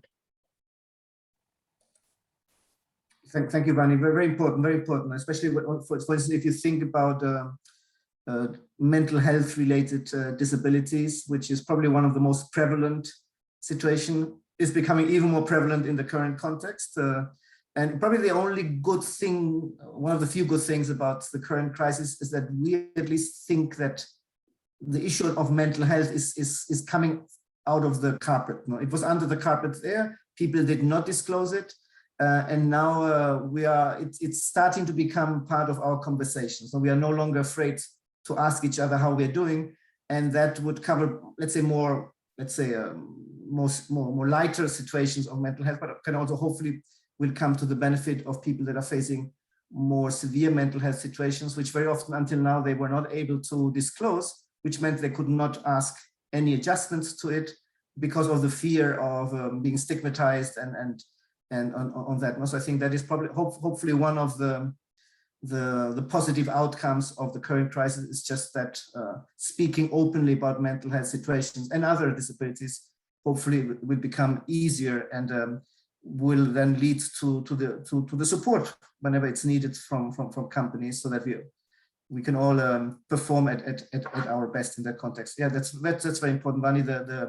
This needs to come from the top, because there are also leaders who have visible or invisible disabilities, and it's very important that they come out and contribute to this enabling stigma-free environment. That's very important. Thank you very much to Kaushal for agreeing to send us shortly a written explanation of this very interesting example of how Pizza Hut is creating a pipeline of persons with disabilities that can work in the fast food sector. That's very interesting. I think we have Vani, you saw also people are very interested in the accessibility centers that you mentioned. Again, any other if any of the examples that any of you have shared, I'm speaking now talking to the speakers, if any of that is written down somewhere. We had discouraged, for accessibility reasons, we have discouraged people to use a PowerPoint today and tomorrow, and you've kindly respected our discouragement. That's great. But at the same time, if you have already somewhere written out some of what you have shared, I'm sure that will be of great interest to the participants. As you know, we are recording the meeting. It was mentioned before, so people can also can come back to the recording if they want to sort of re-listen to these examples, but at the same time, sometimes also having it on written is also not a bad thing. It's 8:30. Well, it's 8:35 here in Geneva. I think it's 1:35 in Bangkok. But I mean, we're all from different time zones. So basically, if you're all okay, we would go for a short comfort break for 9 minutes now. So we would be back at whatever your time is, 45 minutes after 8 here, after 1 p.m. in some of your places. And then my colleague, Joni Simpson, will be taking over and will be moderating the next session, which is, as you will remember, a session where we will have speakers from 5 of our national business and disability networks. So please get yourself a coffee, short comfort break, but please be with us again in 9 minutes. The meeting will be off, and I mean, we will keep, of course, everything on, but there will nothing be happening in the next 9 minutes in plenary. Thank you. Hello, everyone. I hope you've been able to take a short break, and we're back now to have the next panel discussion. During this panel discussion, we will be talking with representatives of national business and disability networks on the main opportunities and challenges. National business and disability networks are one of the practical means to promote employment of persons with disabilities while responding to the needs of the private sector. And these networks provide a platform for companies on mutual learning and support, as well as context-based solutions and engagement with other stakeholders. National business and disability networks are part of the Global Business and Disability Network. And today I have the pleasure to speak or to open a panel with 5 distinguished guests from different business and disability networks. And I will introduce them one at a time, and they will speak for 7 minutes, sharing their perspectives. So the first speaker today will be Amy Whalley. She is Deputy CEO at Australian Network on Disability and is an Australian for-purpose organization resourced by its 350-strong business network, empowering and connecting employers to be actively inclusive of customers and employees with disabilities.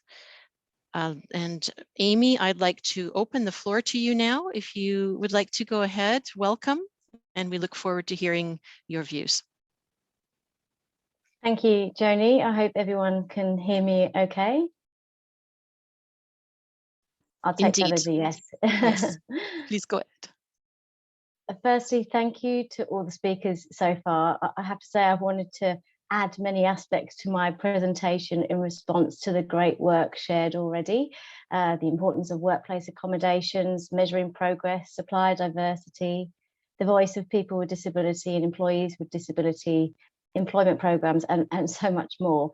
But I will try and be restrained and hope that we can continue these discussions with many of you outside the conference here today. So thank you very much. I'd also like to start by acknowledging the traditional owners of the land in which I'm connecting from today and pay my respect to elders past, present and emerging. I'm on the land of the Gadigal people of the Eora Nation, and I thank them for this beautiful land in which I get to call home. So today I want to share with you the impact of our mentoring program called PACE, particularly during the pandemic, and how it supported employers and job seekers with disability to be connected and engaged in a virtual lockdown world. Before I do that, a short overview on the Australian Network on Disability. We were founded over 20 years ago, and like many of the other networks here today, the organisation began because we recognised that employers had good intentions to include people with disability, but needed the support and the know-how to build the right behaviours, attitudes, systems and knowledge. Our vision is to create a disability confident Australia, and we believe in the power of employers to drive disability confidence and engagement. I'm very sorry if you can hear my son in the background. I think he's just hurt himself. He's fine with his father, but I'm sorry if that's disturbing. Our vision is to create disability confident Australia, as I said, and we very much believe in the power of networks and collaboration to achieve that change. And this is seen through our strong 350 plus employer-led membership base, which represents 15% of the Australian workforce. We empower organisations to go beyond compliance, and we influence senior executives and champions to create an authorising environment for change, and also to connect to skilled and talented people with disability through our globally recognised programmes, which leads me to our mentoring programme, PACE. PACE stands for Positive Action Towards Career Engagement.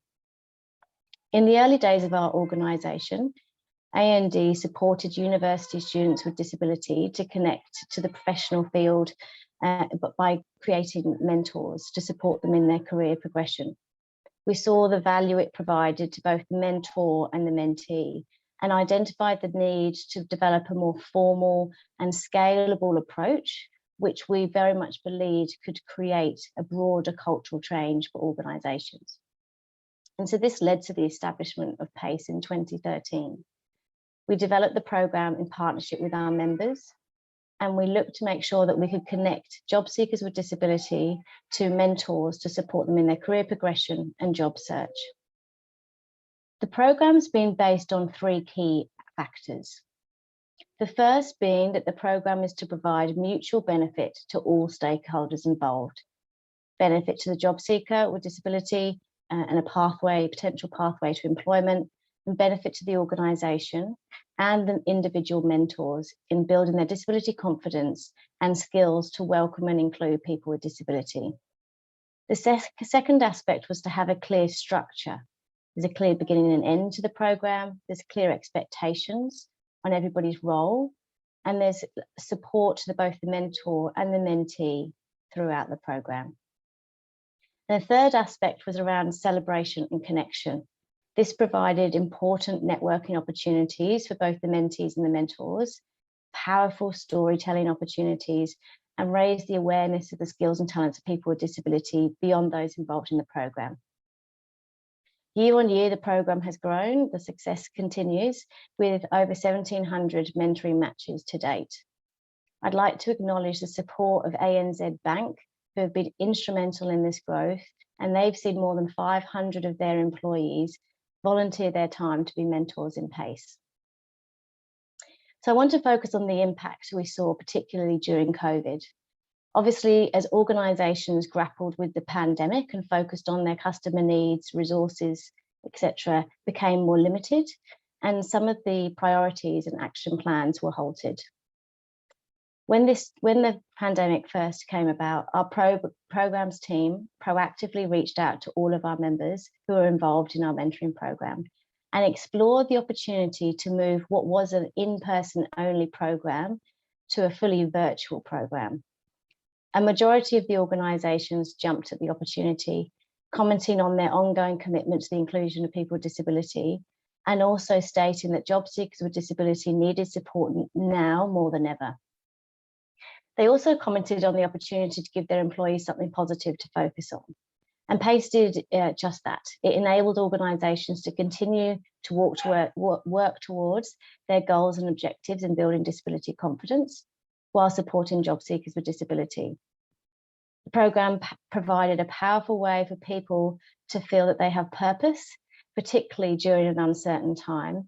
And we know this is often very valuable in our overall well-being.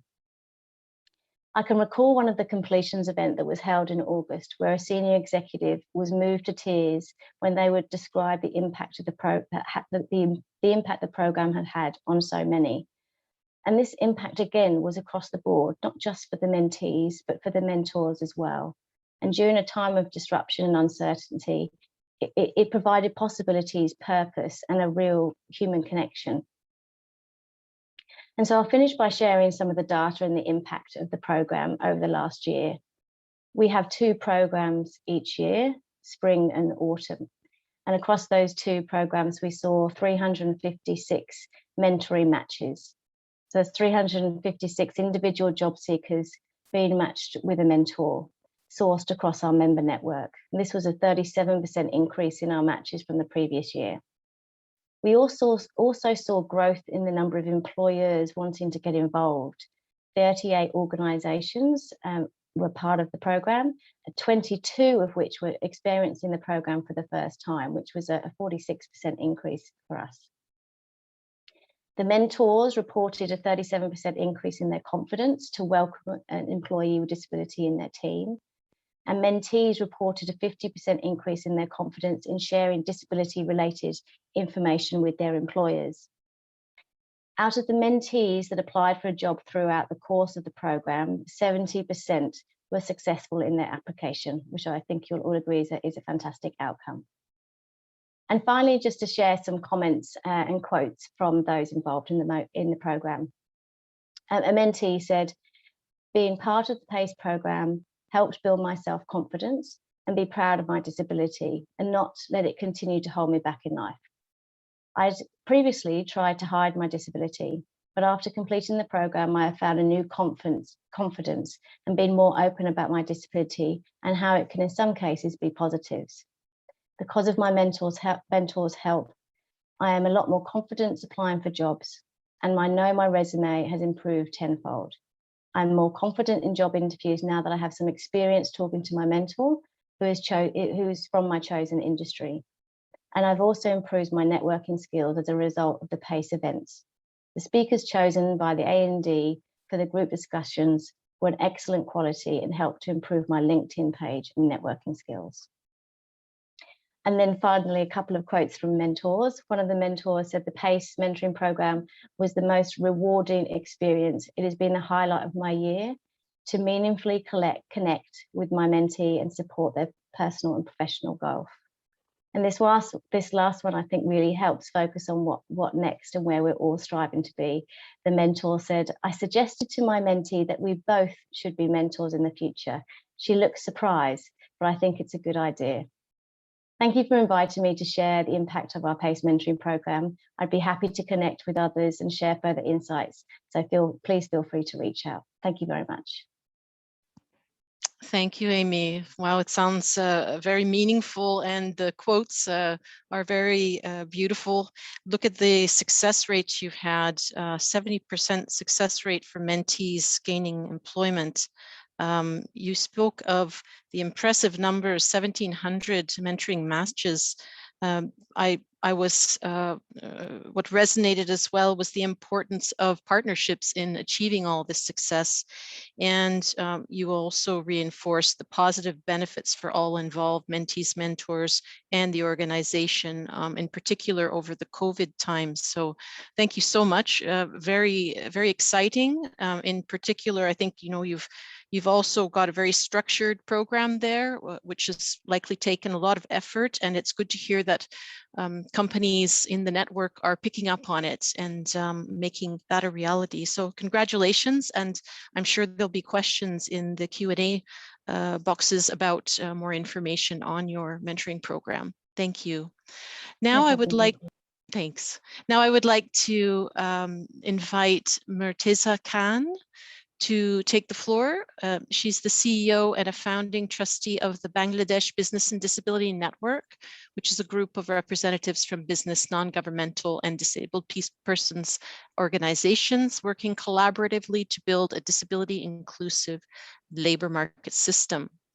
And previous to co-founding the BBDN, Murteza worked at AK Khan Group and AK Khan Foundation, Aga Khan, I believe, where she led the initiative to set up a rehabilitation center in Chattogram, Bangladesh, through a partnership with Center for Rehabilitation of the Paralyzed, CRP.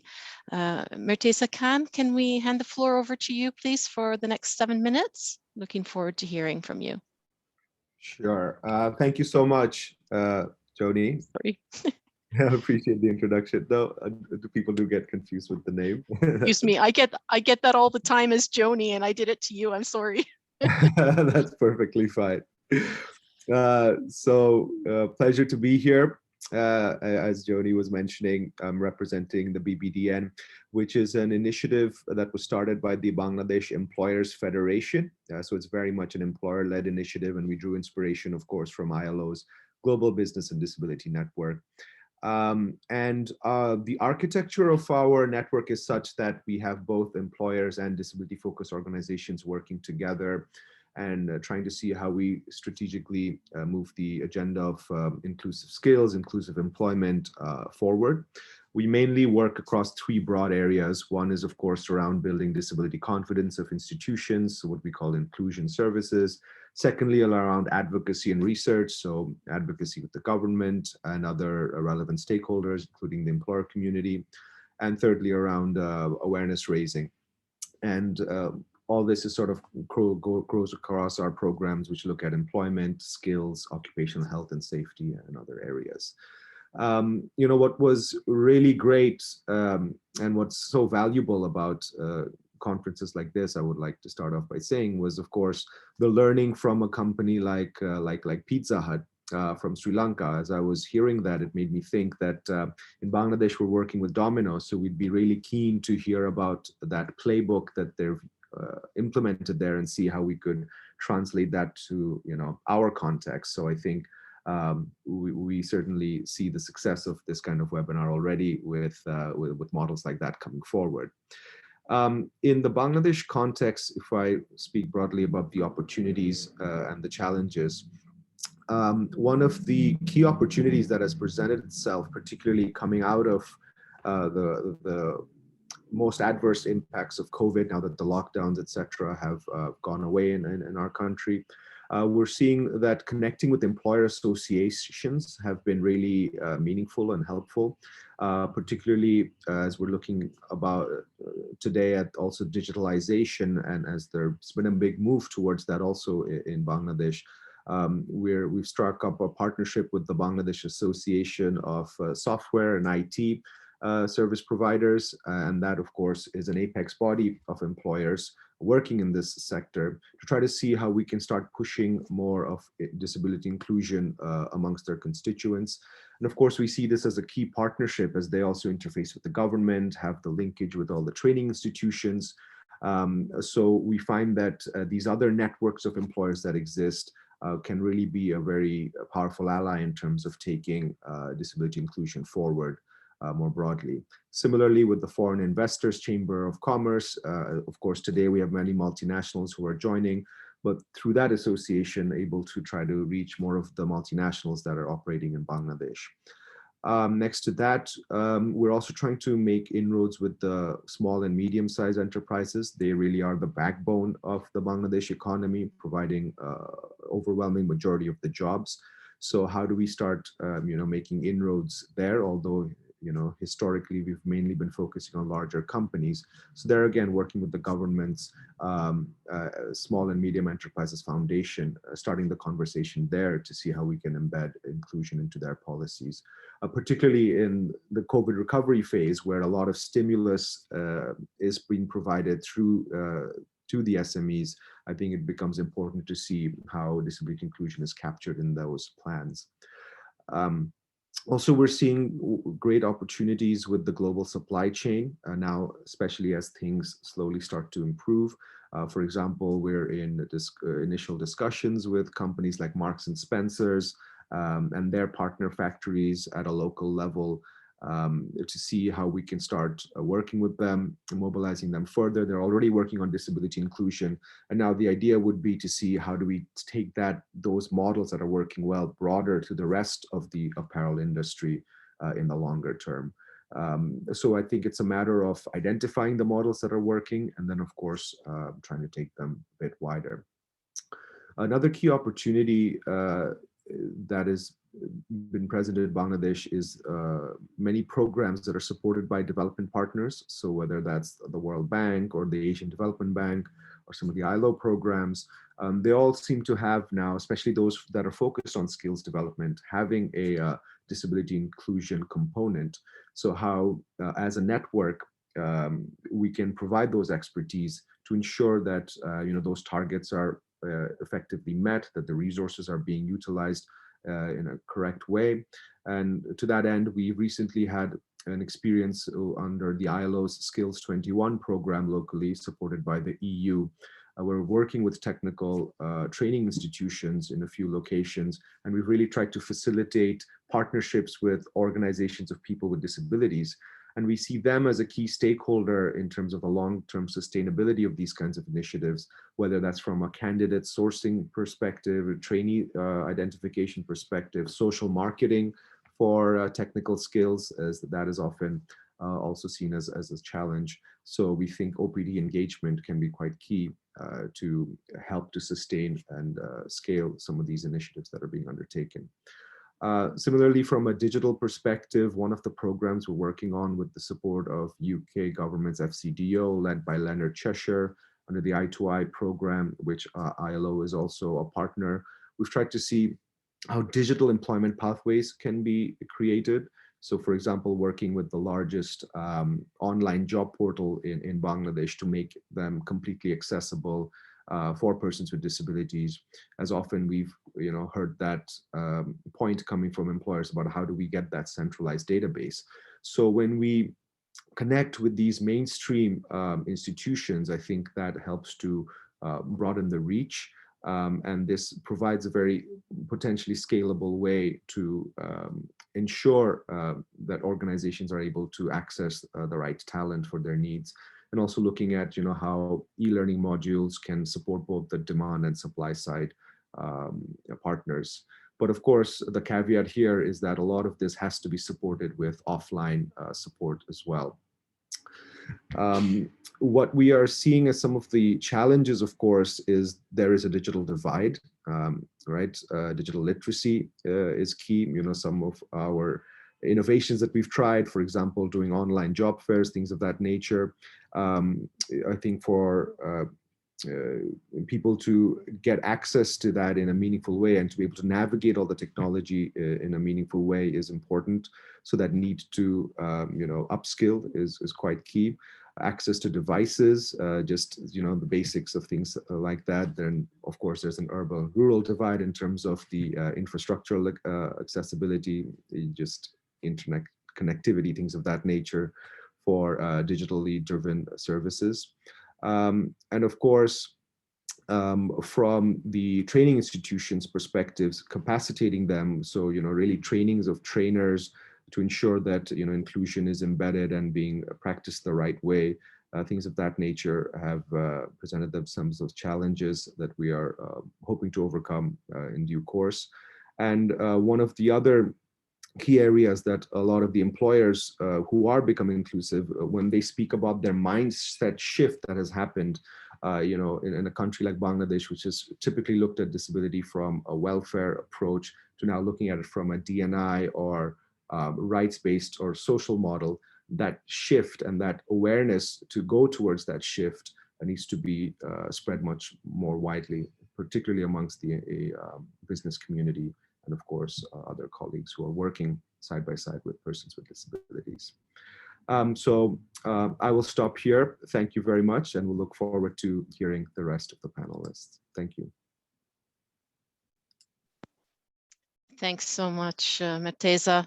Many interesting and important points that you've brought there, and in particular on SME outreach. As you mentioned, those are the companies with the most employment, generating the most employment. The importance of scaling good models and practices. Finding the common agenda and objectives was a point that resonated with me, where you seem to be making partnerships with government, with their own objectives, international organizations. You're finding the common ground with employers' organizations. So that aspect of finding that commonality in your objectives across various stakeholders, and interesting example of the online job search portal, but with the caveat of the digital divide and being mindful of that. Thank you for sharing the challenges as well. I'm sure you're working hard and contributing to this mind shift that you talked about towards a rights-based approach. And thank you for sharing all of those lessons learned and experience with us today. Okay. Now I'm going to move on to the next speaker. And in the meantime, I hope you're starting to put your questions in the Q&A box from the audience. We're looking forward to getting to the Q&A portion. I would like to now invite Haibin Zhou, who is the founder and CEO of Easy Inclusion, a social enterprise promoting disability inclusion in workplaces. He is the coordinator of the ILO National Business and Disability Network China chapter, chief supervisor of Inclusion China, and board member of Beijing Baixingzong Legal Service Center. I'm glad to make you laugh, Haibin. And I would like to hand over to you now. You've got a lot of wealth of experience. It's good to see you, Haibin. Please, Thank you, please Joni. go ahead. Thank you, Joni. Can you hear me well? Yes, indeed. Good. It's glad to join this event, and I'm glad to speak right after Murteza. I met him several times, and every time I heard his introduction, I find there are so many lessons I can learn from him, and also learn from other national business disability network. I think that's also amazing part of this global business disability network, because although we don't have similar or the same social context, but the efforts we made and we have different entry point to make inclusion happen is really open people's mind. So thank you so much. I will give you a little bit like an introduction about the landscape of how China chapter operates in China. You know, China have 85 million people with disability, which is have biggest population of people with disability in China. And the employment rate is not so high. So we are operating in the environment that's really also similar to Bangladesh, is changing from a medical way of thinking to right-based or social model way of thinking, but there is a long way to go. But glad that with the support of ILO Beijing office and also Global Business Disability in Geneva, we established the China chapter in 2018 in July. It's a wonderful event. We have 14 founding company members. So it's a business-driven network, but we support from China Enterprise Confederation, from China Disabled Person Federation, and also other partners. And I'm glad to share with you, currently we have 20 business members. And today I know that Accenture China nearly finished their internal approval procedure, so that they will be the 21st company member to join China chapter. So I'm happy to share with you the news. And I will share with you a little bit about how we advocate in the environment that most of business think the disability inclusion is a charity or medical way of thinking, how we can advocate in that social environment. I think at the beginning, we try to build or working as a catalyst, or try to work as a connector between business leaders who are really thinking as a human potential for people with disability, not thinking as a charity way. So we have this 20 business members get together every year, and this year we hold a kind of middle annual meeting in May, and every year at the end of December we will have an annual meeting that not only our business members, but also we invite like Chamber of Commerce, business leader to share how they get more inclusive and success because of this inclusion. So we find that those kind of cases is very encouraging to people who want to start this journey in business. So this is something I find it very effective in China. I just share with you example. I just see Flex have a colleague just joined the core as an audience, and Flex, well, before Flex joined the GBD in China, they just started disability inclusion journey. And at the beginning, they have 14 people with disability in their factory, but now they have more than 450 people with disability currently. So they are shifted in their business. The highest number would be 550 people with disability in their highest amount. So this is an example that people learn from each other, and to borrow their best practice and to really have their innovative approach. So Flex is a great example. The second social atmosphere or the challenge I will share with you is that, you know, in China, we have a long history of segregated employment. We call it the social welfare factory. They used to have more than 20,000 factories who are segregated, that only people with disability working with themselves. But since 2007, the policy changed. There are more people with disability can working in the mainstream workplaces, but still many companies don't have the first step or the know-how how to start the disability inclusion journey when they are the minority in the workplaces. So a lot of our dialogue is discussing about how we start the first step. So at the beginning of the panel discussion, Sony shared about a little bit how disability equality training developed by ILO helped some company like Sony and also their partners or supply chain partners can be more confident and to know how to make reasonable accommodation. And this is not so difficult. When after the workshop, many saying that, okay, that's about everyone. Everyone is in this this long journey of the disability. Maybe sometime we are in this spectrum someday. So what we are doing is to make the workplaces accessible to everyone.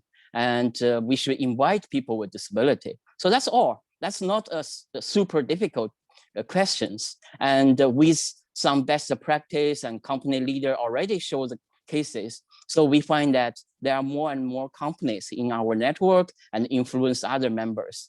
So I see in the audience, we are working with Apple, working with some companies like Dow Chemical. More companies are joining hands, join the network and helping each other and learn from each other. And this year, we are working with think tank like Peking University, Wuhan University of Technology. We interviewed 10 companies about their leading kind of best practice, and we get some common indicators that how to evaluate we are inclusion and ready to help people with disability. We always say that you can start with any point, but the first step you can be is to start from internship, from mentorship. So we introduce this kind of practice into the indicators. So now we will announce the disability inclusion index for Chinese companies at the middle of December.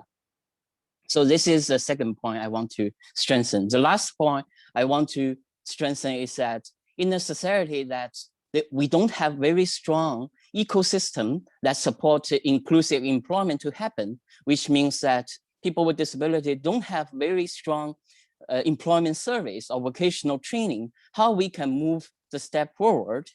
And the lessons we learn or we get support from Starter Charter, they have a Future Maker program.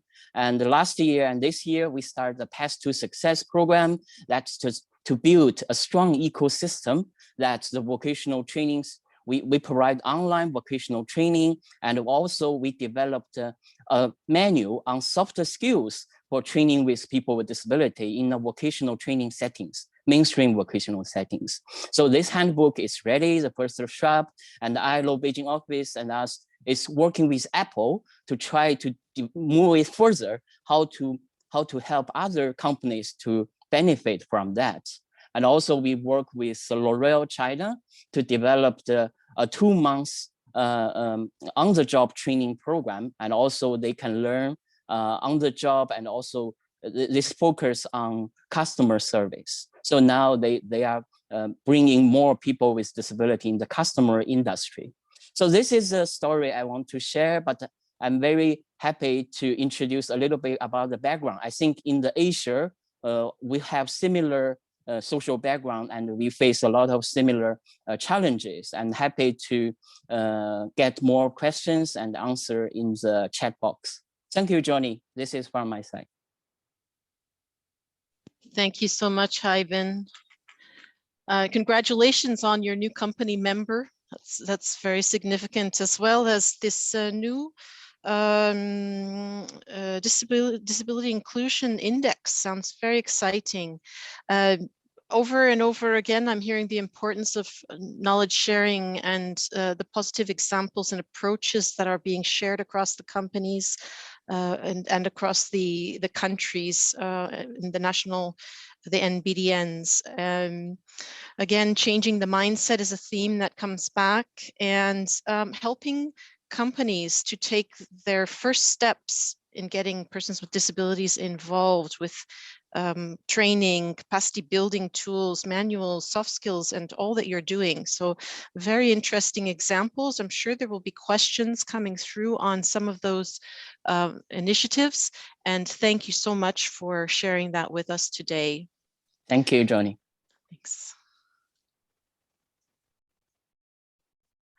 Okay, now without further ado, we have now another interesting panelist. Jim Nemeño is an experienced program manager and social entrepreneur with 9 years experience in implementing the full life cycle of projects, working with marginalized and underrepresented communities, collaborating with diverse sectors of society, and facilitating learning related to career preparation, disability inclusion and diversity, and disaster risk reduction and management.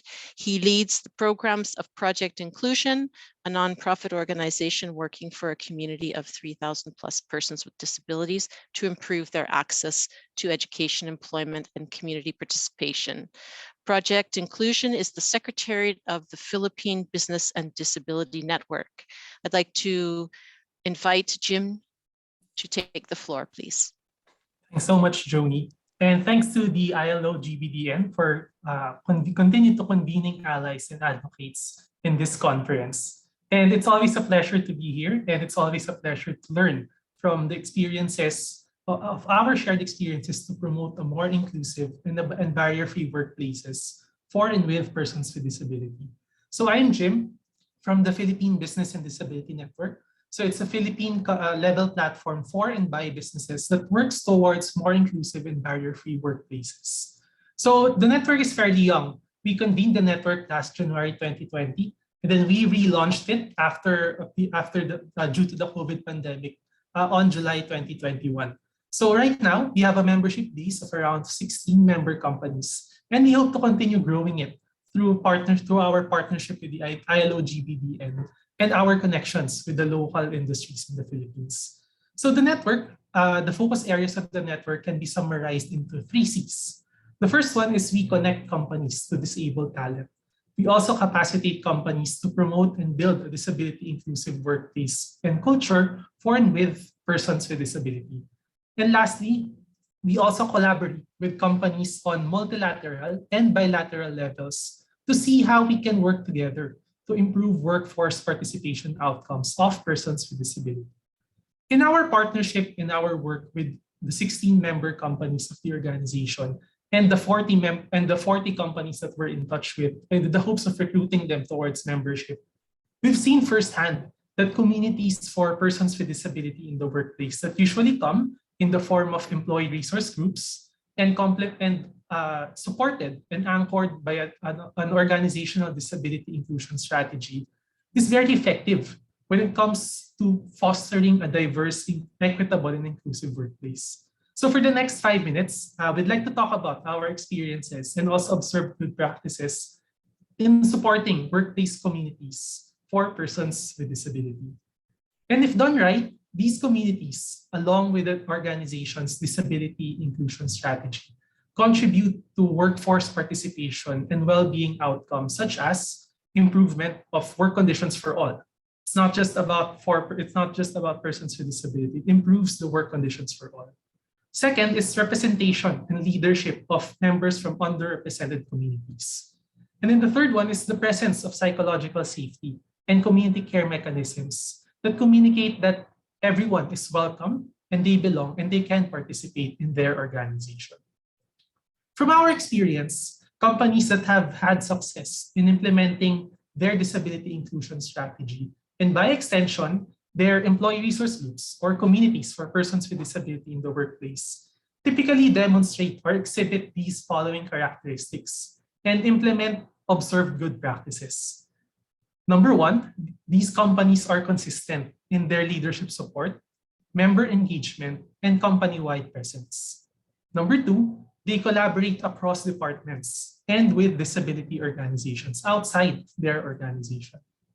And then number three, they are creative with their initiatives and in sustaining the momentum of their work. So when we say that companies are consistent, we typically observe that these companies or these communities have leadership sponsorship of not just funding, but also organizational capital. Leaders take charge when it comes to promoting and are very visible when it comes to promoting disability inclusion initiatives and policies and programs that are beneficial to all. Second one, we also see that there's a regular or periodic activities and or sharing of resources that are hosted or supported by their local disability community. And then lastly, we see that when companies are consistent, they have clear messaging and impactful messengers that reflect genuine representation and participation. So I particularly resonate with the point raised by Sreela earlier that when companies have functional and well-established DRGs, they communicate that they have enabling environments that support all and welcome. So when companies are collaborative, we observe that they are open to partnerships with internal and external stakeholders on promoting a disability inclusion strategy within their own organization. And they also enable active participation of persons with disability, and they are open to allies and also to caregivers of employees who are caregivers of persons with disability. And then lastly, they also work with local BDNs and or disability organizations for technical expertise in network building. And these companies recognize that at the heart of the work of inclusion is all of us working together in recognizing and realizing the potential of persons with disability. And lastly, when companies are creative, we see that they explore synergies between their corporate social responsibility programs with the organizational disability, diversity, equity, and inclusion strategy. We've worked with large organizations such as IBM to bridge employment skill gaps of persons with disability by helping them acquire digital skills that are relevant to the demands of more and more industries and employers in this age. They also explore partnerships to bridge strategic hiring of persons with disability through internships and or employee training programs. We've worked with the financial services firm in the Philippines to connect employees as mentors to persons with disability who are about to finish college or just about to start their career. So there are many different ways on how we can approach and start our work on disability inclusion within our own organization. In summary, we believe that when organizations are consistent, they're collaborative, and they're creative, they are on a good path towards building inclusive workplaces for and with persons with disability. And I invite everyone here who has local operations in the Philippines to reach out to us and get to know us. So you can reach out to us via PBDN at projectinclusion.ph or visit our Facebook and LinkedIn pages, Philippine Business and Disability Network. So thank you so much for the opportunity to share, and looking forward to continuing our collaboration and learning from each other towards more inclusive societies. Thank you. Thank you, Jim, for sharing that. So the 3 C's: consistency, collaborative, and creative. very much liked what you were saying about the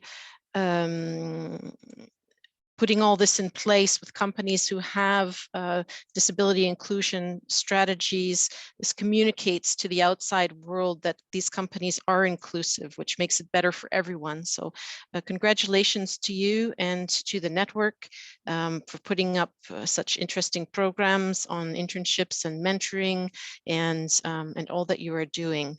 So now, thank you, Jim. And now I'd like to move to our last speaker. Last but not least, we are going to be having a recorded message for the last speaker. She is with us, but in order to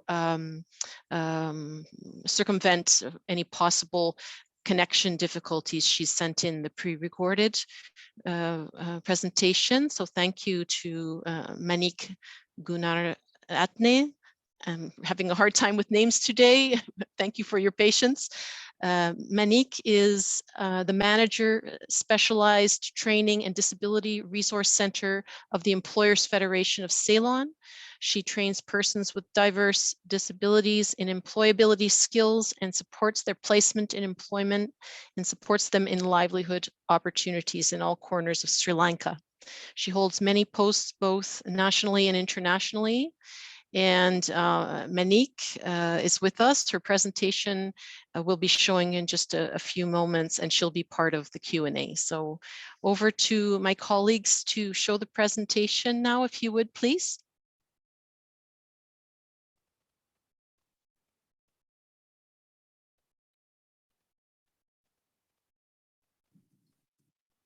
Greetings from the Employers Network on Disability in Sri Lanka.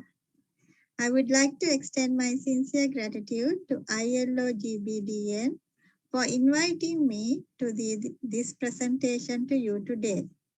I'm Manique Gunaratne, Manager, Specialized Training and Disability Resource Center of the Employers Federation of Ceylon. Mobilizing women with disabilities for inclusive response to gender-based violence at workplace during COVID-19 pandemic. We women with disabilities face gender-based violence at workplace almost every day. It is very important that inclusive response are made for gender-based violence at workplace. How we can mobilize women with disabilities for inclusive responses. These are some of the factors that we did in the past 1 year to mitigate gender-based violence at workplace. We conducted training programs, especially training of trainers in all 9 provinces in Sri Lanka and 1 national level program on how to mitigate gender-based violence at workplace. This training of trainers thereafter will train their own community in the very grassroots level to mitigate gender-based violence. We hosted workshops on gender-based violence, how to mitigate it. The key factor of these workshops were we trained women, 50% of women with disabilities, 30% of women with non-disabilities, 10% men with disabilities, and 10% men without disabilities, because all stakeholders are very important to mitigate gender-based violence at workplace. We developed a Be Safe mobile app, a mobile app developed in the Android system called Be Safe, so that women with disabilities can be safe in the society due to gender-based violence. And this Be Safe mobile app is in accessible formats for vision impaired persons, partially sighted, physical disabilities, and people with hearing impairment. Peer support have been provided during emergency situations. Capacity building of women with disabilities in sexual and reproductive health. We have built a good support network to support women with disabilities to mitigate gender-based violence.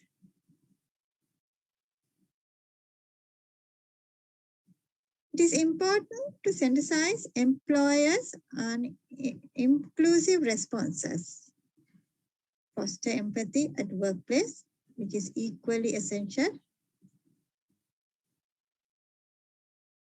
including GBV services and providing information in accessible formats. It's very important. We have created public documents in accessible formats such as Braille, large print, printed, accessible e-copies, audio, sign language, and in simple text.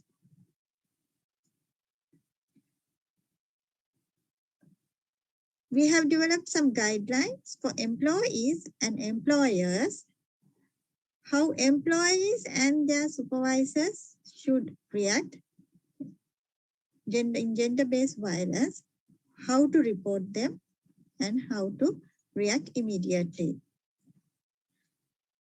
Employers should act promptly when women with disabilities are subject to harassment at workplace. We have introduced the Best Buddies system, where women with a non-disability is partnered with a women with a disability so that they can get support, the Best Buddies support during gender-based violence. And if the women with disabilities are victimized, they can get support from women with non-disabilities.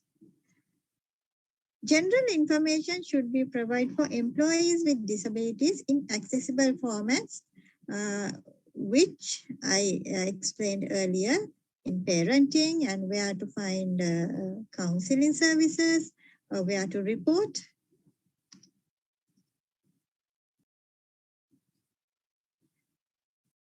Sometimes women with disabilities, when they are victimized or marginalized or gender-based violence is happening, women with disabilities are reluctant to inform or report due to hierarchy and the fear of being marginalized due to their disability. Therefore, employers, it is very important that employers react immediately and provide the services required in gender-based violence to mitigate them.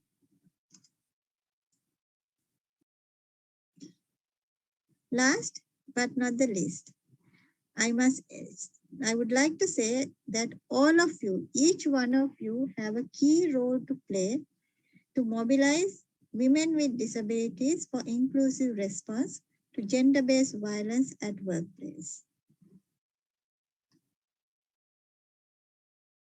Thank you very much.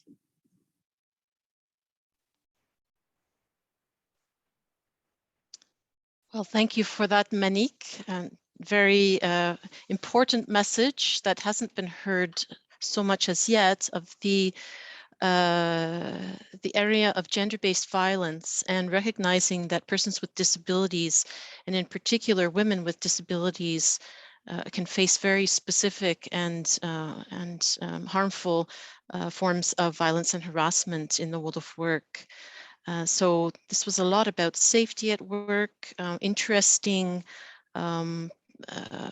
efforts and supports for women with disabilities, peer support groups, capacity building of women with disabilities, a supportive network all around preventing and supporting women with disabilities through gender-based violence, as well as gender-based violence guidelines for companies on how to prevent and address it, a buddy support and concept connecting women with and without disabilities, which I also find interesting as a change in mindset, and a very strong message at the end that companies should react immediately to address gender-based violence, and each of us has a role to play in making a more inclusive workplace. So I'll take that moment to also mention that the ILO's latest standards on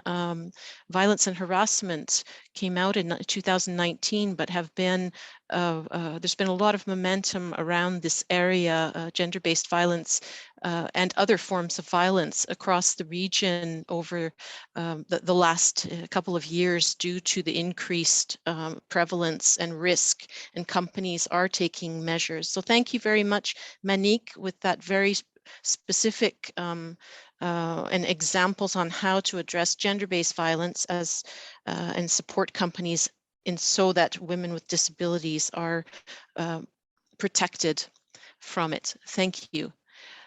And so now we do have a few minutes for some questions from the audience. I'm going to thank all the panelists for their presentations, and let's see if we got some questions coming. I don't know if my colleagues have gathered any so far. Joni, just to mention that I think questions have been addressed in okay. As long as they came on. Perhaps the one question that that could be asked to see whether panelists can say something about that is, it was triggered for me at least with Manique's presentation, with this very strong focus on gender-based violence, no? Because what we often see in our work, and Joni, you are a great champion for gender equality and intersectionality, we rarely see initiatives that are explicitly and proactively gender responsive in the disability inclusion sector. So I was just wondering from Murteza, from Haibin, and from Jim, any examples of initiatives, and also of Amy, of course, any initiatives that have sort of paid a particular attention to the additional challenges that women with disabilities face. And perhaps that is the question that I would throw into the pot to see if any of the panelists would volunteer to answer that. Thank you.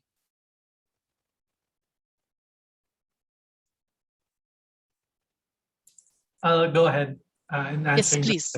Yeah, thanks, Stefan. I think for the Philippine Business and Disability Network, our primary project that has a gender-specific lens would be our engagement with local women with disability organizations. So aside from working in the field of employment, because we operate in the big umbrella of economic empowerment, so we also have projects that are related to entrepreneurship and linking it towards promoting inclusive supply chains, meaning connecting women with disability groups to corporate clients as potential suppliers for their own organization's needs. So I think that has been an initiative that we started this year under our economic empowerment program called Succeed. It's a long acronym, but it's primarily about entrepreneurship that's focused on women with disability organizations. So thanks. Thanks, Jim. Well, I think you point to an important aspect of, if you don't have the knowledge in your organization, call upon others, and you've managed to find a good partner to work with on that aspect. So good for you.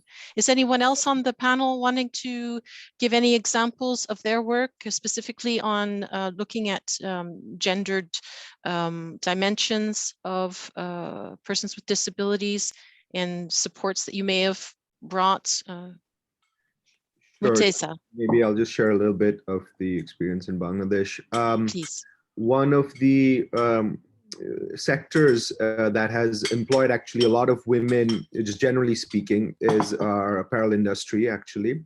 And there also, in terms of the inclusion of women with disabilities, has been higher than in other sectors.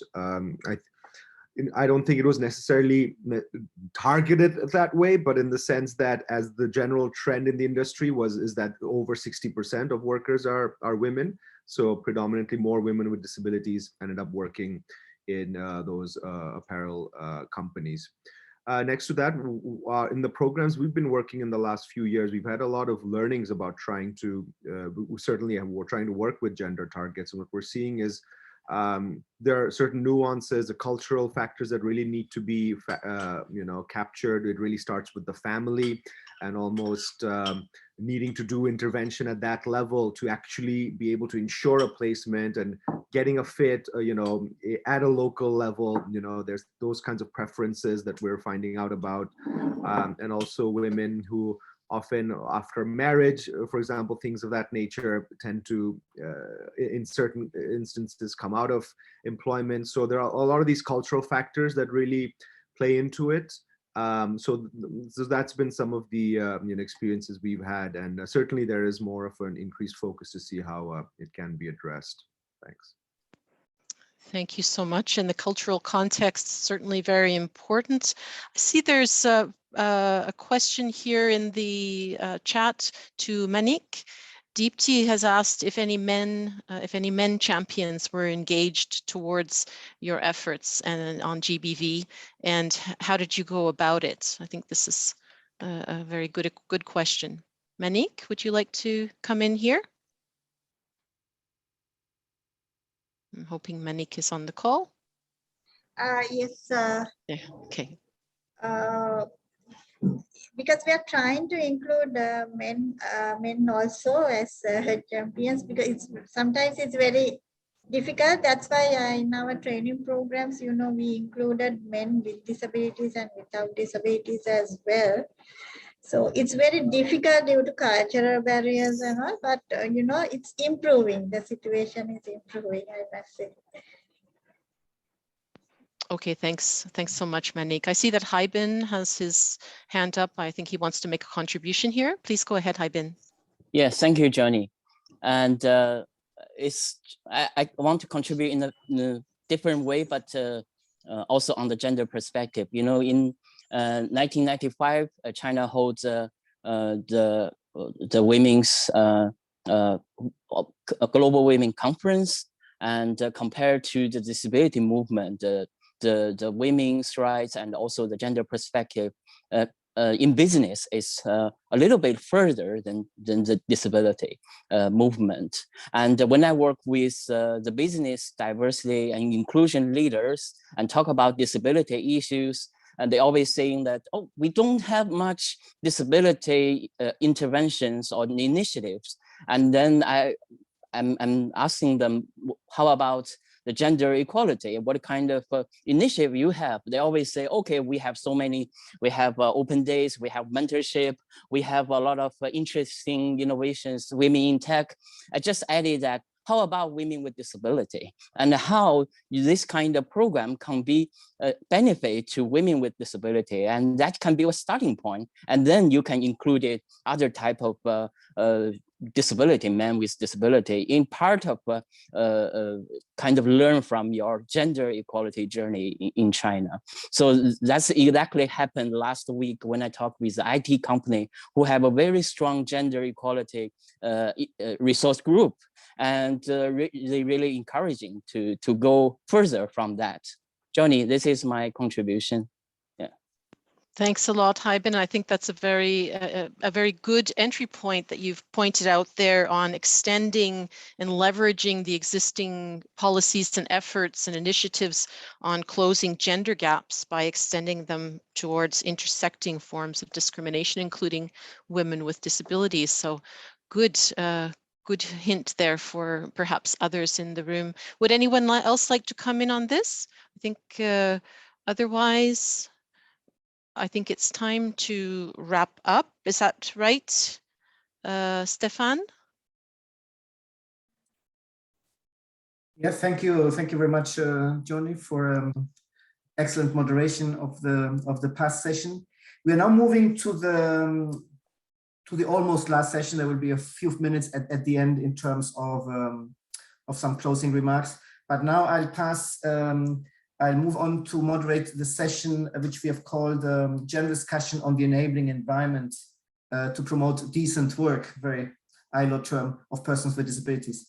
And those of you who listened in at the beginning, remember that I mentioned that it's important to promote disability inclusive employers, and we've had so many good examples today. We need also to support better access of persons with disabilities to vocational training in all areas. We've heard excellent examples, for instance, the one from Sri Lanka. but we also need to have an enabling environment. We need to have policies and legislation and support systems in place, also for small and medium enterprises. Very important. Murteza reminded us again about that. And I think we need to do, we can still do better on that to make it easier for both for companies and persons with disabilities to find each other and allow for this decent work. So finding a job, but also career development opportunities. We have 5 speakers in this. We have planned to have 5 speakers in this session. We've had some back and forth right now. That's always the beauty of online meetings. So we have one uncertainty and one replacement, but I'll in a minute. Okay. So I'm saying it in openly. We have had a problem with the representative from the ASEAN Disability Forum, the chairman of the ASEAN Disability Forum. He had a last minute problem to attend the meeting, and I had seen on the list of participants an old and good friend of mine, Abner Mandapas from the Philippines, one of the leaders of the Philippines disability movement, and I've kindly asked him, and I think he has accepted now over email, to step in and make a few comments from the perspective of OPDs. Abner, I'll bring you in towards the second part of that panel, so also to give you time a bit to adjust to this short last minute and short notice request. Thanks a lot for your flexibility in accepting that. And we also have a replacement of the speaker from the Bangladesh Employers Federation. So I move that speaker to the end, because we're still trying to sort out, also with the support of Murteza, exactly who will be coming in from that representing the Bangladesh Employer Federation. Before I give the floor now to the other speakers, whom I will introduce one after one, just to mention that the format of this session is slightly different. We have not asked speakers to come up with a long presentation. We have basically agreed with them a short question that I will ask to them, that they will then respond in 3 or 4 minutes, and then we will open up to issues that might have come up through the Q&A box right now, issues that perhaps came up in previous sessions that I would then bring to the attention of the panelists, so that we make it as interactive and lively as possible. But to introduce the session, I will ask Jürgen to share. Yeah, to share. Here you see that we wanted to start this session with a poll among participants about what would be, in your view, the main barriers to employment. We have identified 4 points.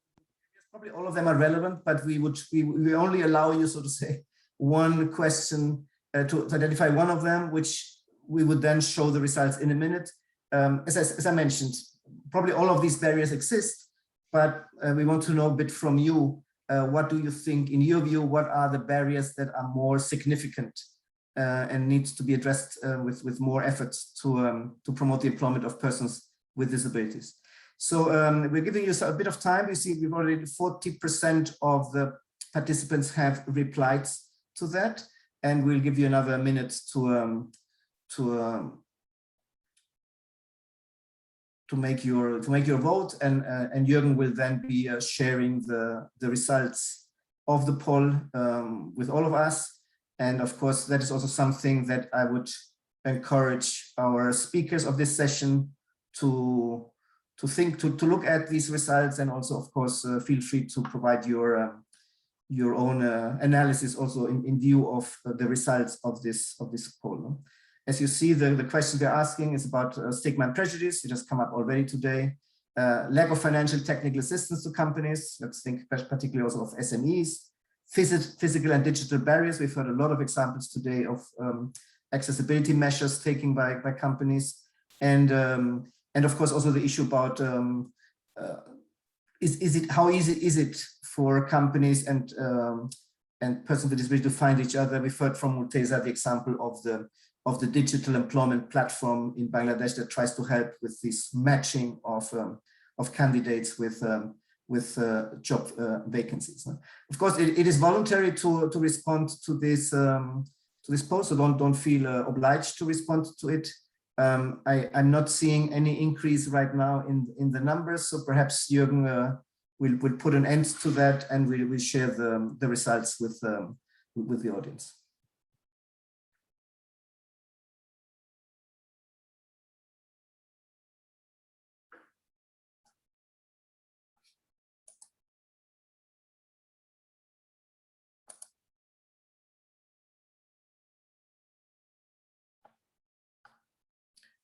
Okay, I think you can all now see the results of the poll. We have the highest number is the barrier linked to stigma and prejudice. Well, we can all agree, and the most prevalent and also the most difficult barrier to overcome. The problems in job matching is the second largest barrier, so we definitely need to do better on that, and that I think is an important question that would come also with our speakers now in the next session. Third biggest barrier, physical and digital barriers in the workplace are still relevant. And then the absence of financial and technical assistance to companies. I would say here that in particular, when we think about small and medium enterprises, if they don't have a bit of hand-holding, technical assistance, a bit of financial support, for instance, to compensate for some workplace adjustments when these require some resources. These, of course, are important barriers. Probably for larger companies, if they're committed to disability inclusion, that is not so much an issue, but for small and medium enterprises, definitely providing financial and technical assistance is definitely an important element. So let me now then, we stop sharing the results. I would now then ask our first speaker to come in. Our first speaker is Sulistri Afrileston, who is General Secretary of Indonesian trade union, very long name, FSB Kami Parho KSBSA, which is the Union for Food, Beverage, Tourism, Restaurant, Hotel, and Tobacco Workers from Indonesia. And Sulistri is an active promoter of gender equality and non-discrimination at the workplace. And so Sulistri, it's great to have you here with us, and the floor is yours. Sorry, and I have, sorry, not the floor is yours, yeah, for sure, but just to mention to everybody the question that we had agreed beforehand, which was, of course, a trade union specific question. The question was as follows: how can trade unions contribute to the employment of persons with disabilities, as well as to their career development once persons with disabilities are in the labor market? So Sulistri, the floor is yours. Yes, thank you, Chair. So I think the polling, I mean the result of the polling is this is the reality. Yeah? It's related with the stigma and prejudice for the person with the disabilities. So currently in Indonesia, before I answer your question, Chair. So currently in Indonesia, the way of the thinking of most of Indonesian people toward the person with the disabilities tends to use the traditional and medical model. It's still far from the social or human right model. They're still thinking that the person with disabilities should stay at home, they can go to school, they need help from other people, and the family will decide their future.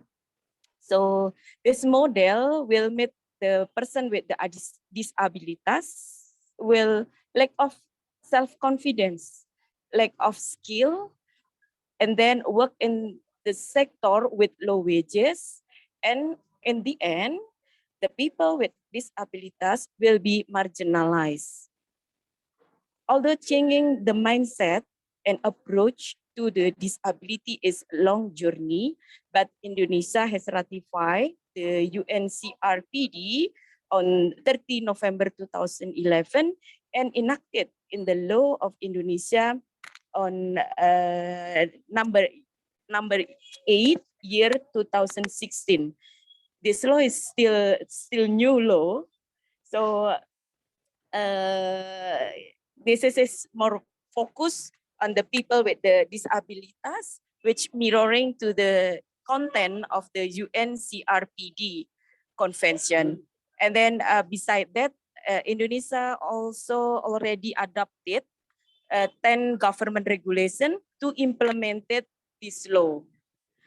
Under this law, so the private sector is required to have at least 1% of their workforce and for the person with disabilities. So 2% for the state or for the public company, public sector, and also for the government institution. But as you know that the implementation of this law is not following by the good labor inspector. So the enforcement of this law is still very low due to, of course, as I mentioned earlier, lack of the number of the labor inspection in Indonesia. However, I'm optimistic as trade union leader. The trade unions can play the significant role in ensuring inclusivity person with the disabilities in the workplace. First, that trade unions should raising awareness of the human rights approach and viewing person with disabilities. As you know that the trade union in Indonesia is not, for now, is not make person with disabilities is the priority of the trade union policy. The trade union is still more focused on the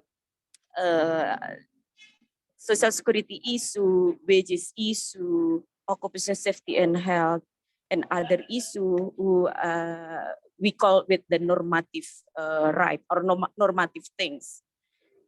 So, but with the good socialization on the right or the protection for the person with the disabilities, for the trade union leader and member, this will be raising awareness on that.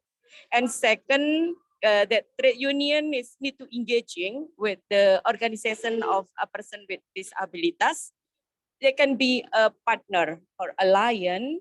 They can be in the recruiting talents to the work in the companies. So trade union working with the OPDs and people with disabilities will be increase the union membership and improve the public image for the trade union. Of course, the trade union is not only make a demonstration, the image will be improved because the trade union also care with the person with disabilities. And the third, that the trade union will advocating to employers, raising awareness within companies for inclusive recruitment process and availability of the reasonable accommodation.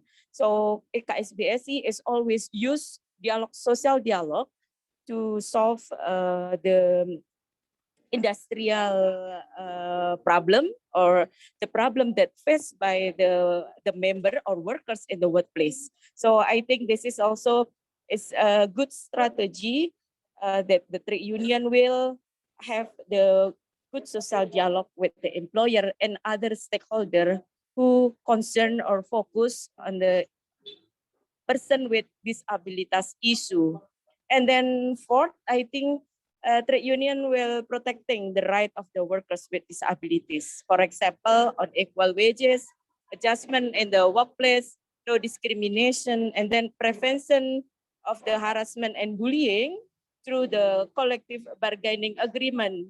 So if the person with disabilities is also member of the trade union, of course, this is will be covered, and what is the demand of the person with the disabilities will be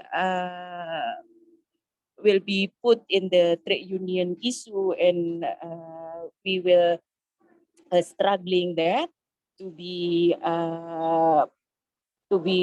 make reality, and the protection will be more better protection for the person with disabilities. But first, we need the awareness rising first from the trade union, particularly in Indonesia, because we have many trade union in Indonesia. So if only one trade union aware about the person with disabilities issue, this is difficult to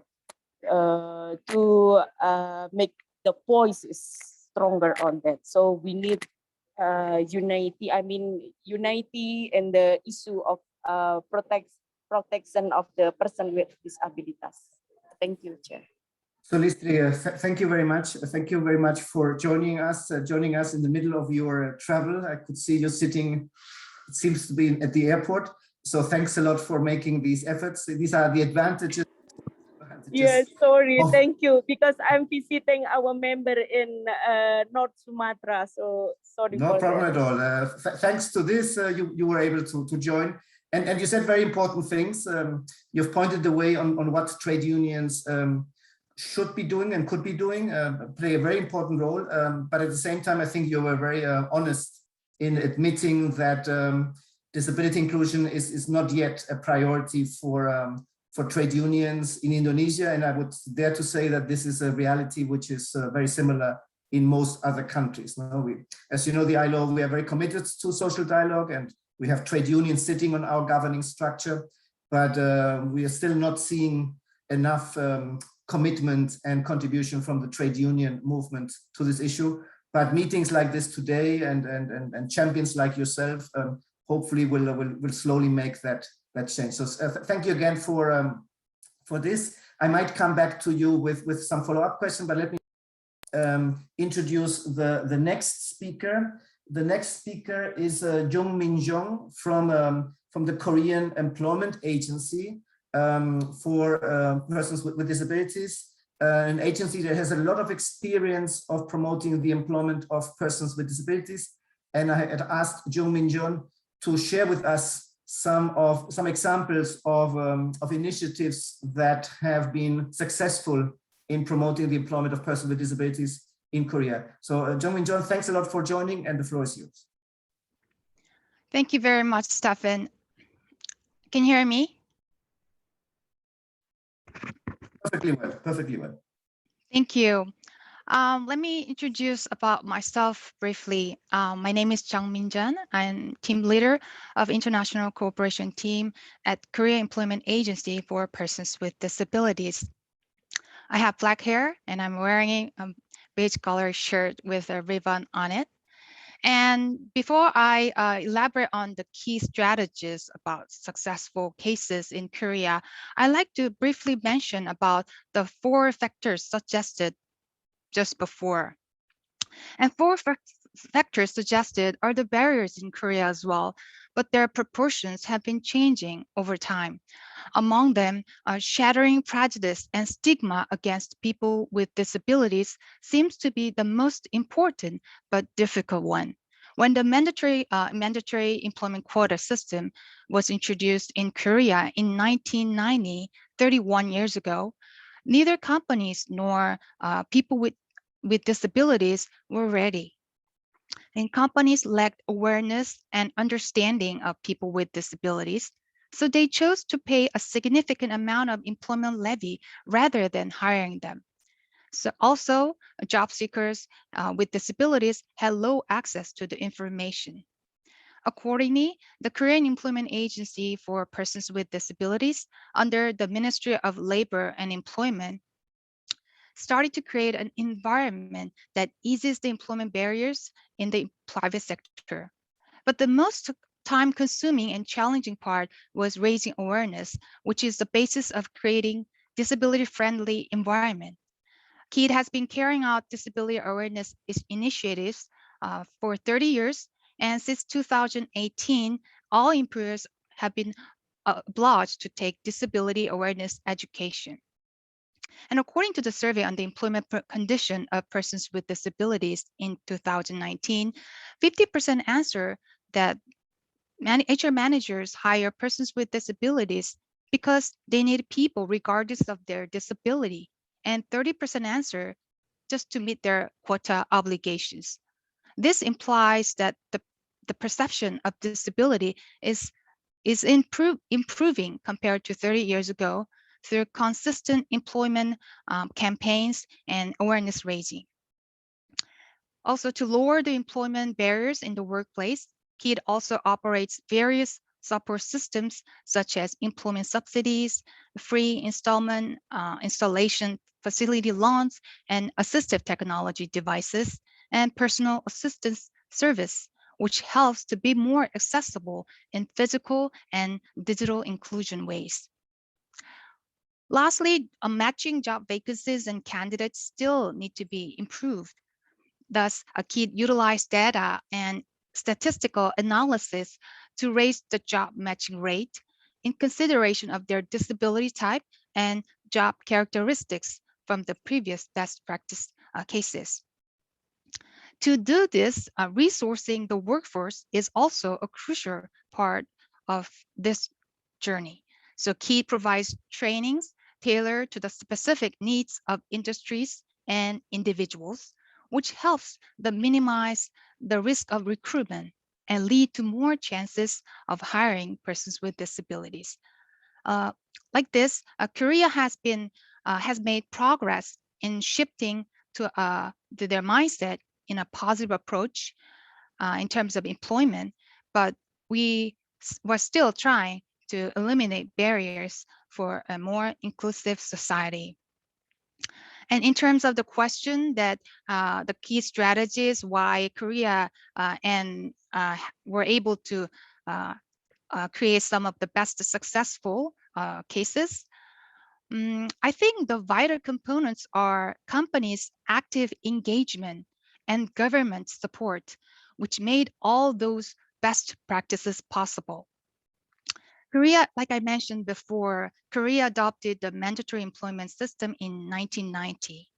Its quota was initiated from 2%, but after 31 years later, the mandatory employment quota for the state and public institutions as of now is 3.4%, and for private sector, 3.1% respectively. So it has been increased and continuously. Like this, the government has been taking this disability inclusive initiative and constantly trying to figure out better systems to fulfill the requirements from employers and persons with disabilities. In Korea, companies must report the employment status of the disabled every year. So by analyzing the data, we found that the employment status and employment rate in large companies was relatively lower than other groups. So KID had to find the solutions to this situation and kept fostering the system and environment conducive to employment for persons with disabilities. For example, Eland, one of the largest retailers in Korea, like Walmart, had no idea how to hire workers with disabilities and what jobs they can do. So KID analyzed and examined jobs available for them and proposed possible work areas in the retail industry. In collaboration with universities where many students with disabilities attend, KID operated pre-employment programs such as interview preparation, and the students with intellectual disabilities were given 2 weeks of trial period assisted with a job coach. And this project satisfied both job seekers and employers, affecting similar businesses like eMart and Home Plus, and began to spread to the same industries. Also, KID introduced a new method called subsidiary type standard workplace, where the company establishes a separate corporation optimized for workers with disabilities. To increase the disability-friendly workplaces, we provided overseas case studies and field trip programs to design job tasks tailored to the features of the industries. Also, we offer financial incentives and comprehensive services from cultivating job seekers through vocational training centers across the country. Companies, for example, Amore Pacific, a cosmetic manufacturing company, hired 80 workers with disabilities as a packer, barista, housekeepers. And LG Electronics also has a subsidiary standard workplace called Hanuri, which employs more than 200 persons with disabilities as steam car washers, baristas, facility manager, and nail care service staff. Recently, we also found that jobs had been diversified. Linkage Lab, a subsidiary of Kakao, a large IT company in Korea, employed as content designer and data analyst. Furthermore, art and agriculture-related subsidiary standard workplaces are in process in response to disability organizations and parents' demand from their demand. So as of 2020, subsidiary type standard workplace which is introduced in 2007 have increased to 115 places under the influence of these success cases, creating 5,300 jobs for persons with disabilities. So thanks to the active participation of large Korean companies, the quality as well as quantity of jobs are continuously improving.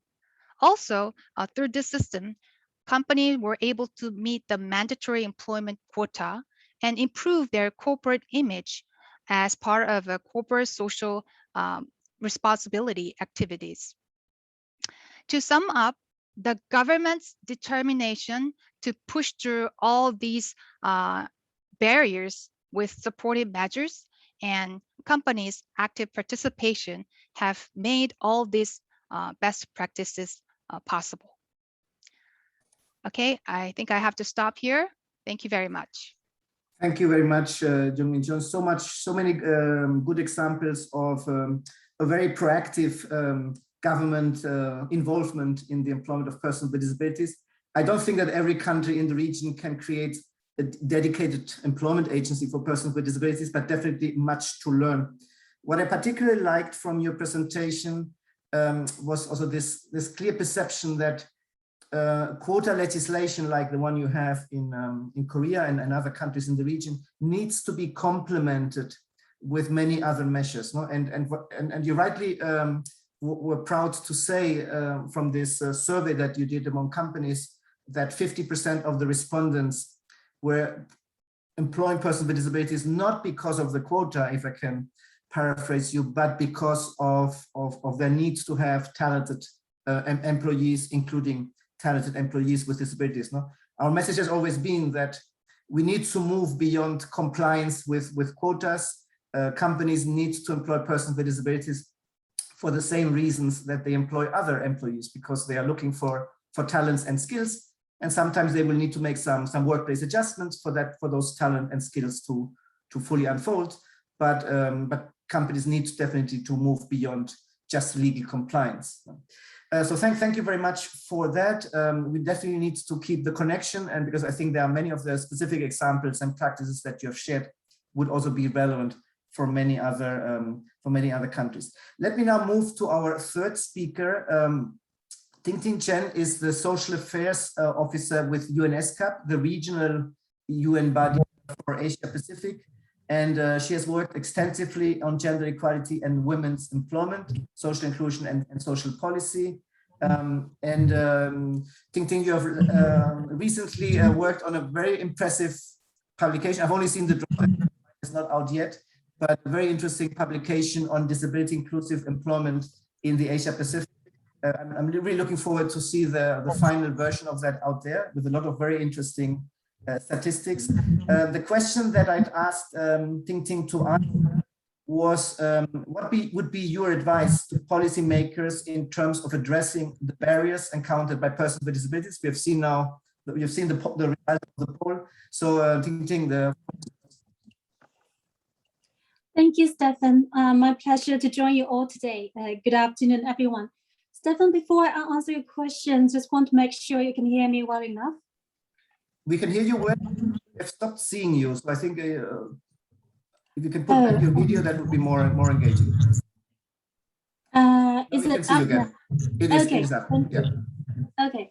So good afternoon again, everyone. I think the role and priorities of policymakers can be very different from other stakeholders, apparently. Usually the priority for policymaking would be to lay the legal foundation and to give strategic directions on what different players can do and should do to improve employment opportunities and conditions for persons with disabilities. These may include strengthening laws and provisions to prohibit discrimination. It can also be deploying policies to provide support to persons with disabilities and their employers, and developing a mechanism for different stakeholders to form partnerships and work together.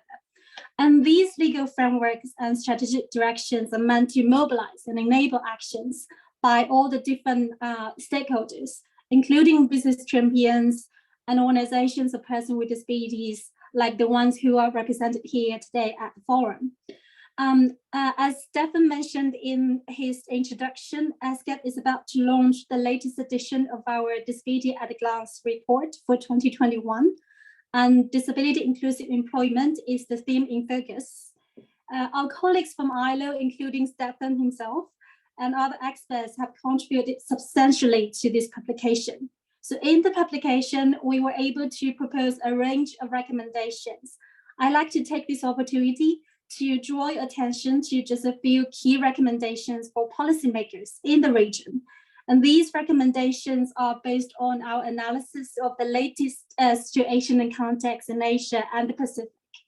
So first of all, our recommendation is for governments to review existing laws and policies and make sure when new laws and policies are made, they adopt the social and human rights model of understanding disability, as other speakers has mentioned earlier in their discussions, rather than seeing disability as impairment in medical sense. This is important, and these may include anti-discrimination laws and provisions again, and employment-related policies like quota policy, preferential contracting, as we have heard from some other speakers, and also requirement for employers to provide reasonable accommodation in the workplace. And these measures and laws and provisions are supposed to focus on addressing barriers to work, rather than seeing persons with disabilities as incapable to work or to fully participate in the society. Unfortunately, we found in our analysis that many laws and policies in the region nowadays still adopt the medical model of seeing and understanding disability. And as we have found from the polling results just now, the stigma and prejudice still exist in both general receptions and laws. And therefore, it is a typical misconception that still require further efforts by the governments to remove through revising laws and policies, among others. The second recommendation is that we need to be mindful that policies like disability benefits or allowance are designed in a way that supports persons with disabilities to pursue employment rather than discouraging them from working. For example, if an income threshold is required for getting disability allowance, many persons with disabilities may be discouraged to get employment because once they get employed, they may lose the disability allowance, which is very important for them to deal with the actual cost because of disability. The next recommendation is to make sure trainings and services that are targeting workers and entrepreneurs with disabilities cater to addressing their learning barriers and access barriers. And these would include state-funded mainstream programs. In many cases, without adaptation and accessibility in the curriculum and the way they're delivered, it will not be accessible for persons with disabilities. And also, it will be very important for skills trainings nowadays to give more emphasis to digital skills that are required for new job opportunities in digital economy. I think policy making also needs to address incentives and support employers will need to hire workers with disabilities and provide reasonable accommodation. These could be financial incentives like tax exempt, or technical guidance on how to adapt work assignments and the workplace. Of course, these policies would require more very sophisticated design in order to create the right incentives. We also think governments have a big role to play in improving general accessibility in our social environments, which is necessary for persons with disabilities to participate in social life, including to work. This would have to include digital accessibility, of course, which has been mentioned by a lot by other speakers earlier today, outlining the policy framework and relevant requirements for making digital information and digital content, as well as digital devices for work, accessible to persons with disabilities with different forms, different types of disabilities would be very important and increasingly an expectation on governments in the region. As you can imagine, only with digital accessibility, digitalization of our economy would create more opportunities than challenges for persons with disabilities. So in addition to these more specific policy options, we also have some general advice for improving policymaking on disability inclusion.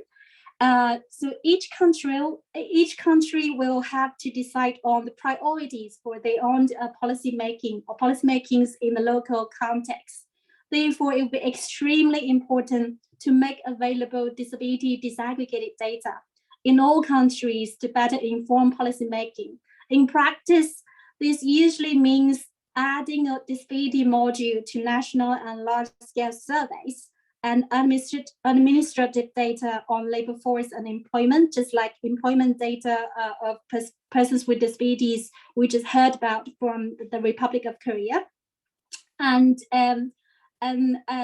so far, we found that there remains a significant data gap in the region, and governments can lead to close that gap. Also, when designing a policy, it's important for policymakers to recognize the diverse profile and experiences of persons with disabilities and pay special attention to particularly vulnerable groups among them. Persons with disabilities are not all the same. And last but not least, it's always necessary to seek advice from persons with disabilities and their organizations, because they are the experts on the very matters that concern their own well-being and rights. I would strongly encourage you to read our reports, in which we will find even more about these policy options and good practices from different countries in the region. The report will be out, as Stefan mentioned, the report hasn't been released, but it will be out on ESGAT website very soon on December the 3rd.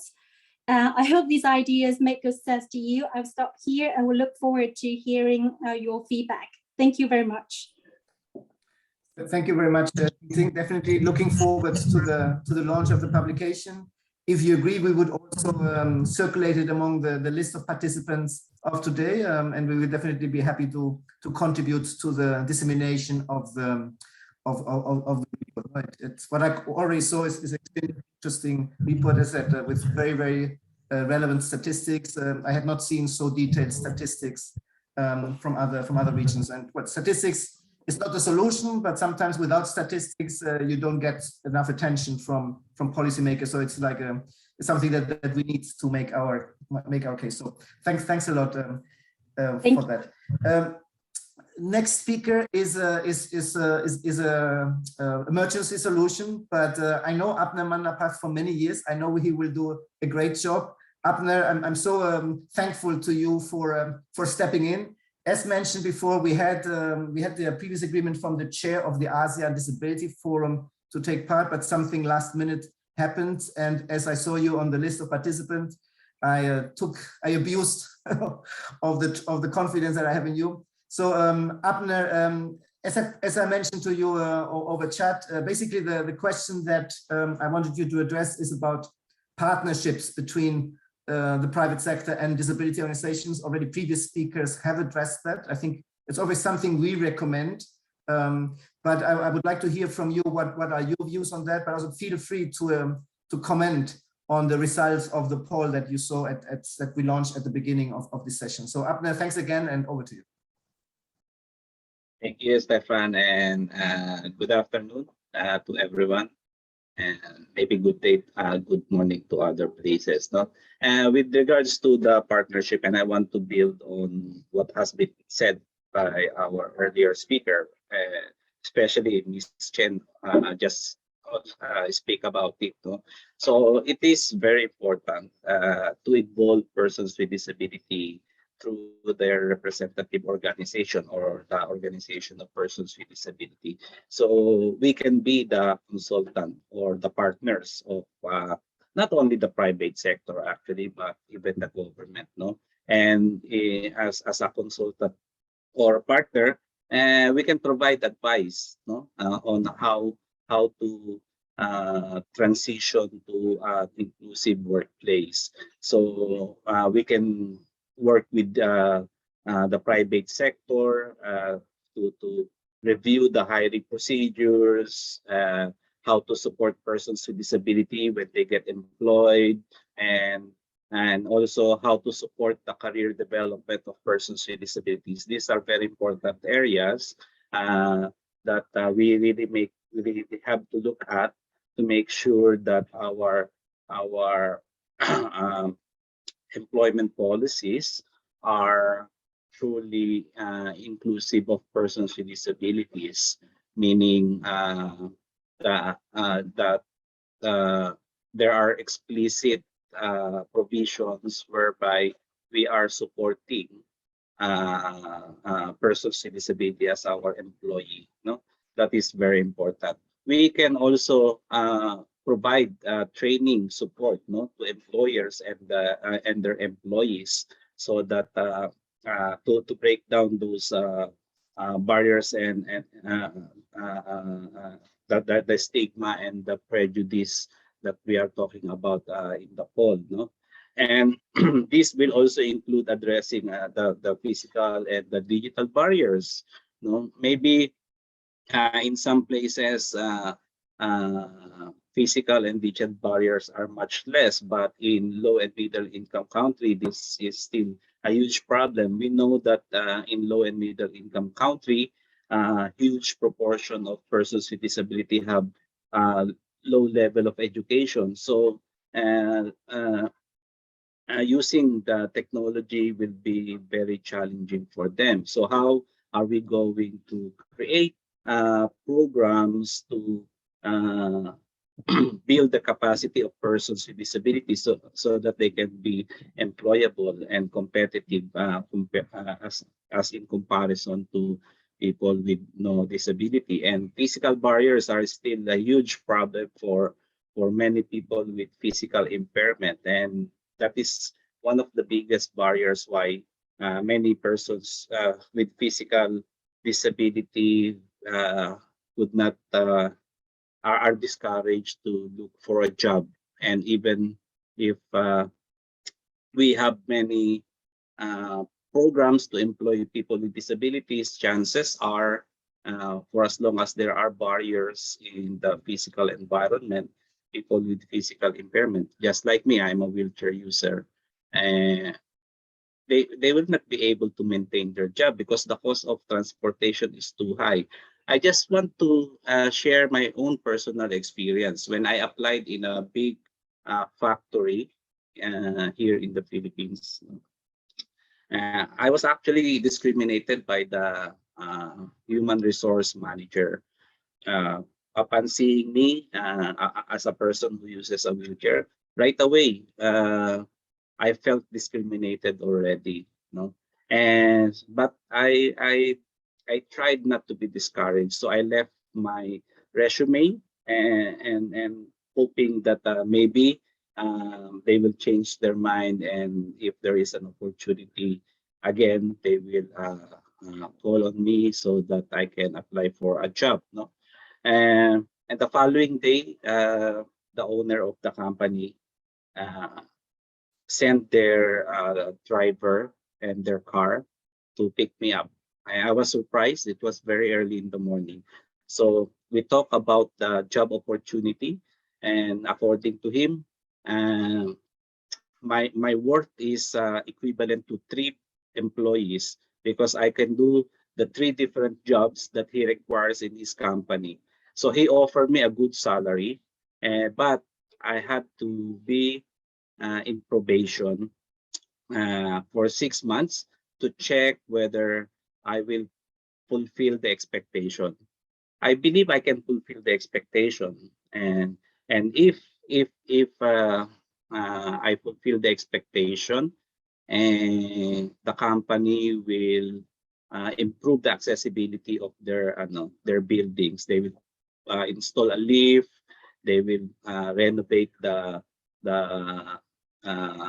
toilets, the pantry, everything. They will do that. They will give me a good salary, equivalent to 2 employees.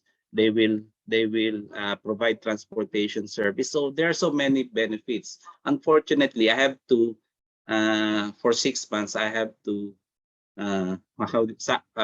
make a sacrifice not to use the toilet, and that is not possible for me. No, so I turned down the offer. So this is the big this is the impact of an inaccessible physical environment for people like me who uses a wheelchair. So this is very important. So we can support the private sector to conduct accessibility audit and recommendations for improvement. We can do that. We have been doing that, no, from time to time, no, and also we can provide information on different programs that can support them, maybe from the government side or maybe from the organizations of persons with disabilities or other NGO. We can do that. We can provide information on where to buy the needed equipment, no, so that people with disabilities require, so that they can perform the task in the work. So we can do those things, no. It is always important to involve persons with disability. It has been said again and again, and we have the experience of the different barriers, and we can provide information that is useful for the organizations, no, the private sector, even the government sector, so that they can improve their workplace, so that there are higher chances of employing persons with disability. But this has to be in addition to many other programs, as mentioned, no, skills training program is very important to be accessible and inclusive also of persons with disability, especially where in a country where there are low level of educations amongst persons with disabilities. And I think the trade union can play an important role in promoting the employment of persons with disabilities. They can organize awareness raising amongst their members in the trade union, but as well as the employers, no? And they can do like a kind of lobbying whereby they will hold the employers accountable to their obligations in accordance to the law. For example, accessibility law. If they are not complying with that, they can make it as part of the, I forgot how they call this, lobbying between the employer and the trade union, but they always come up with some kind of agreement. So they can do that, no, and they can link it their company to other members of trade union in their network. If there are companies who are already successful in employing persons with disabilities, so they can transfer this knowledge, no, to other companies. So I think that those are practical things that even the trade union, I think, can do. Thank you.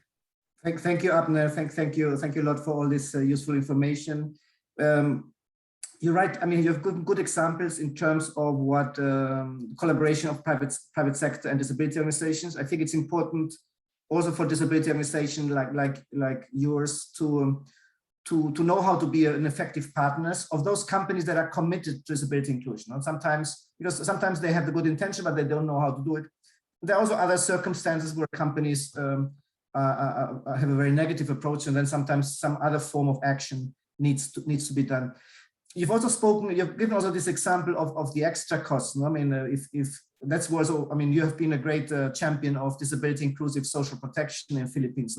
Now, if you don't have a scheme which, for instance, provides extra costs for instance, in your case, a wheelchair user needs to go from home to work, then probably just the extra cost of that will often just not make it worthwhile to get a job. So I think that it's just an example of different things that need to be in place, and that of course is a government responsibility to provide these extra funds. Abner, thank you also very much for sharing your personal experience. I mean, I think these anecdotes are sometimes painful, but they're also a reminder still of so much work ahead, and these are just experiences that so many colleagues with disabilities have faced, which is also why it's so important to, for instance, when companies come up with their job adverts, to explicitly welcome candidates with disabilities is a way of sort of sending a message to persons with disabilities who perhaps in the past tried to find a job, it didn't work out, and now it's important that companies proactively say we will make all possible adjustments in the recruitment process and in the onboarding to welcome you and allow you to unfold with your talents and skills. And I think that is very important. Abner, thank you very much. I think, Stefan, just to add a little more, in the Philippines, there are many private sector that are really opening up employment for persons with disability. They do job fair that really promotes persons with disability are encouraged to go there and to apply. But the state responsibility to ensuring accessibility of the physical environment, the transportation, information, and communication has become a barrier for people with disability to successfully be hired in this job fair. So the private sector are doing their best to employ persons with disability, but if there is problem, like the barriers, as we are all saying, then we have a problem. Yeah, and that is exactly the objective of this session, not to say, look, we need to have a more enabling environment. There are an increasing number of companies interested in employing persons with disabilities, but sometimes the circumstances, the environment is just not very supportive. And that is where the government responsibility comes in. We have heard a lot of good recommendation coming from our colleague in ESCAP. The last speaker, we were still over chat, Jürgen and I, discussing who is in fact the last speaker. It was supposed to be Ahmed Farouk from the Bangladeshi Employers Federation, but I think he has not joined yet. And we've had Murteza Khan, whom you've already listened to in the previous session, at standby. So I think, Murteza, it is back to you. We are short of time now, so I'll ask you, and you've already spoken, so I'll ask you to be very short. But basically, the big question that I would ask you is, in the case of Bangladesh, Sri Lanka, and India, the National Business and Disability Networks are hosted by the Employer Federation. While in other countries like Philippines, like China, they are sort of separate, standalone initiatives. I was just wondering if you can, in a nutshell, somehow remind us what were the key elements for the Bangladeshi Employer Federation to want to host the BBDN as part of that, and what are the advantages of being there versus being sort of a standalone network? So over to you, Murteza, and thanks a lot for stepping in again. Sure, Stefan, thanks. The Bangladesh Employers Federation is one of the three key constituents of also the ILO in country. So next to the workers' representatives and the government, it is the Employers Federation who represents the voice of employers as far as all labor-related matters go. And that's not just obviously as a key constituent of the ILO, but also, for example, working very closely with the Ministry of Labor and Employment, whether that's related to issues around the Labor Act, all the way to industrial relations. So it has a very broad role. And around 2015 or 2016, when the Federation really got to learn a bit more about the global business and disability network and what the objective was in terms of trying to bring employers onto a single platform to work on disability inclusion. Consultations were done with disability-focused stakeholders, employers as well, whether this kind of a central institution is needed to move the inclusion agenda forward. And stakeholders felt at the time, along with development partners like ILO, GIZ, and others, that such a platform would be beneficial in Bangladesh. And the Employers Federation president at the time, as well as the Secretary General, Mr. Farooq, who were to join along with their committee, felt that the Federation was well positioned to take that forward, given its role as a key constituent of the ILO and also the close relation with the Ministry of Labor. And of course, as the Sustainable Development Goals came in, particularly looking at Goal 8 in terms of inclusive growth and development, that was an extra impetus as an area that the Federation was already working on through various ways. In addition to this, I would say there have been a multitude of advantages of having the network being with the Federation. Firstly, we got that instant sort of credibility and access to employers to really have an initial platform with which we could work and get the ideas of the network out there. As you know, there were obviously these pre-existing relationships that could be leveraged, and of course the resources of the Federation, being with the Federation offices and having that really close connection. And the other final key point I would say is the opportunity to influence policy, being a representative of the Federation, close to the Federation, really having those channels with which to take policy issues forward, advocate with the government and other stakeholders. These have all been very key elements to taking BBDN forward with the support of the Federation. Thank you, Murteza. That was very concise, but extremely to the point. So thanks for that. Colleagues, we are moving to the end of this first day. Let me remind you about our follow-up meeting tomorrow. Tomorrow, it's a slightly different format, which is why tomorrow is not a Zoom webinar, but a Zoom meeting. We will be having breakout groups.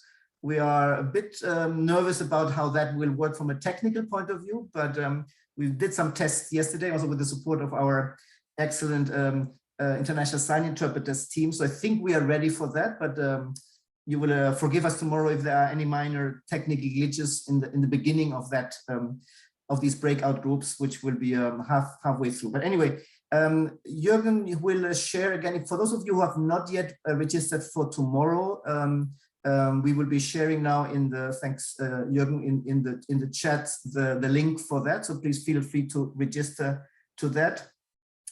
I want to try even to summarize today's session. I think all the presentations were just extremely interesting. I've learned so many things that I wasn't aware. The company practices, the views from the national networks, the multi-stakeholder session, all very interesting. What I think was common to the presentations was both the passion and commitment of colleagues to this issue, which is so important, but at the same time also the creativity and innovation that is applied in these different contexts. And we definitely need both. The other thing that I would mention is that surprisingly enough, we've almost not heard at all about the pandemic today. No, it's not that the pandemic is over. It's definitely not over here in Europe. We have now the 4th, 5th, or 6th wave, depending on which country you count. I mean, one loses track of the waves, but definitely not beyond that. But it was interesting to see today that, and we've even heard from colleagues like our colleague from Australia, that even in times of the pandemic, a target that was established was exceeded more than twice. No? So quite interesting to see how at least within this perhaps probably privileged environment, which is the private sector, a bit larger companies, how disability inclusion has not been negatively affected. I would even say there has been even a reaffirmation of the commitment to disability inclusion. And I think that is particularly positive to see. We've heard a lot again today already about digital employment. Also, our colleague from UNESCO has mentioned that very much in her presentation. So this will be, as you know, that will be the focus for tomorrow. So tomorrow we are zooming in on what can we all do together to promote digital jobs for persons with disabilities. Digital employment platforms like that Murteza mentioned for Bangladesh is an important element. But beyond that, it's more about persons with disabilities becoming cybersecurity professionals, blockchain professionals, artificial intelligence, website accessibility. Is it happening? How can we support that happening more? Because what we are seeing, what we're hearing also from the private sector and from the public sector is that there is an unmet demand of these professionals. So if we are able to join forces to create that pool of people with disability that have these skills, and we can provide the required support for them to enter the market and then flourish in their development, I think we will make a huge contribution. So that will be the focus of the day tomorrow. I'm looking very much forward to that. Jürgen has just kindly reminded me that I had promised the members of the last panel if they wanted to do a very short 1 minute final takeaway message. So I interrupt my closing remarks with that. I can ask each of you just for 1 minute sort of takeaway message. Seshadri, you're on screen, so I start with you and then the round, and then I finish the closing remarks. Seshadri, over to you. Yes, thank you, Stefan, for your remark. So for me, yeah, we all know, you know also that the trade union is a bit late in terms of support for the people with disabilities.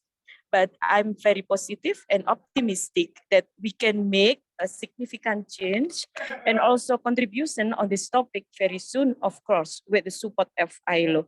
I'm also impressed to the statement of Abner Manlapas related that he and his institution is welcome to the collaboration between with the employer or trade union or employee to conduct the training to increase the awareness of employee and employer and to eliminate the stigma and prejudice on the person with disabilities. I hope this will be, I mean, it's not stop here, but we can collaborate after our workshop today. Thank you, Stefan. Thank you very much, Seshadri, for this comment and this commitment from your trade union to more collaboration. Definitely looking forward to that. I'll now pass the floor to our colleague from the Korean Employment Agency. Please, for any final message. Thank you very much, Stefan. To briefly comment about the questions that you've raised, if the quota below the, if the enterprise is below the quota obligations, there are also the same. I mean, there are job coaches and personal assistant services and assistive technology devices are also similarly provided for employers and with the people with disabilities as well. To comment about today's takeaway, it was a great forum. I mean, ILO GBDN webinar is my first time, and it's a very great honor and pleasure to be with all of you. And as a super aging country, Korea, the disability employment issue is unavoidable with the elderly issues and women rights issues. So it's not it's no longer a welfare issue. So we should embrace it as a part of a industry, I think. So therefore, we must co-create the solutions, partner with government and the companies as well. Thank you very much. Thank you, Jung-Min-John. A very, very powerful takeaway message. No? I think it's in our own interest as societies to promote disability inclusion. Ting Cheng from UNESCAP, your final takeaway message, please. Yes, thank you, Stefan. I feel so strongly that disability inclusion in the world of work isn't just something for persons with disabilities. In fact, it's an objective that would serve and benefit every one of us, every business, and every economy. I just thought it's so important for us all to acknowledge this point in order to bring together everyone to act. Over to you, Stefan.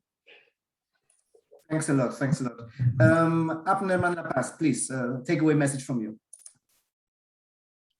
I think we have to understand that to be successful in employing persons with disability, we have to always also think about accessibility and social protection to address the disability extra cost. These three are very important elements to successfully increase the employability of persons with disability. And of course, our slogan, nothing about us without us. Over to you.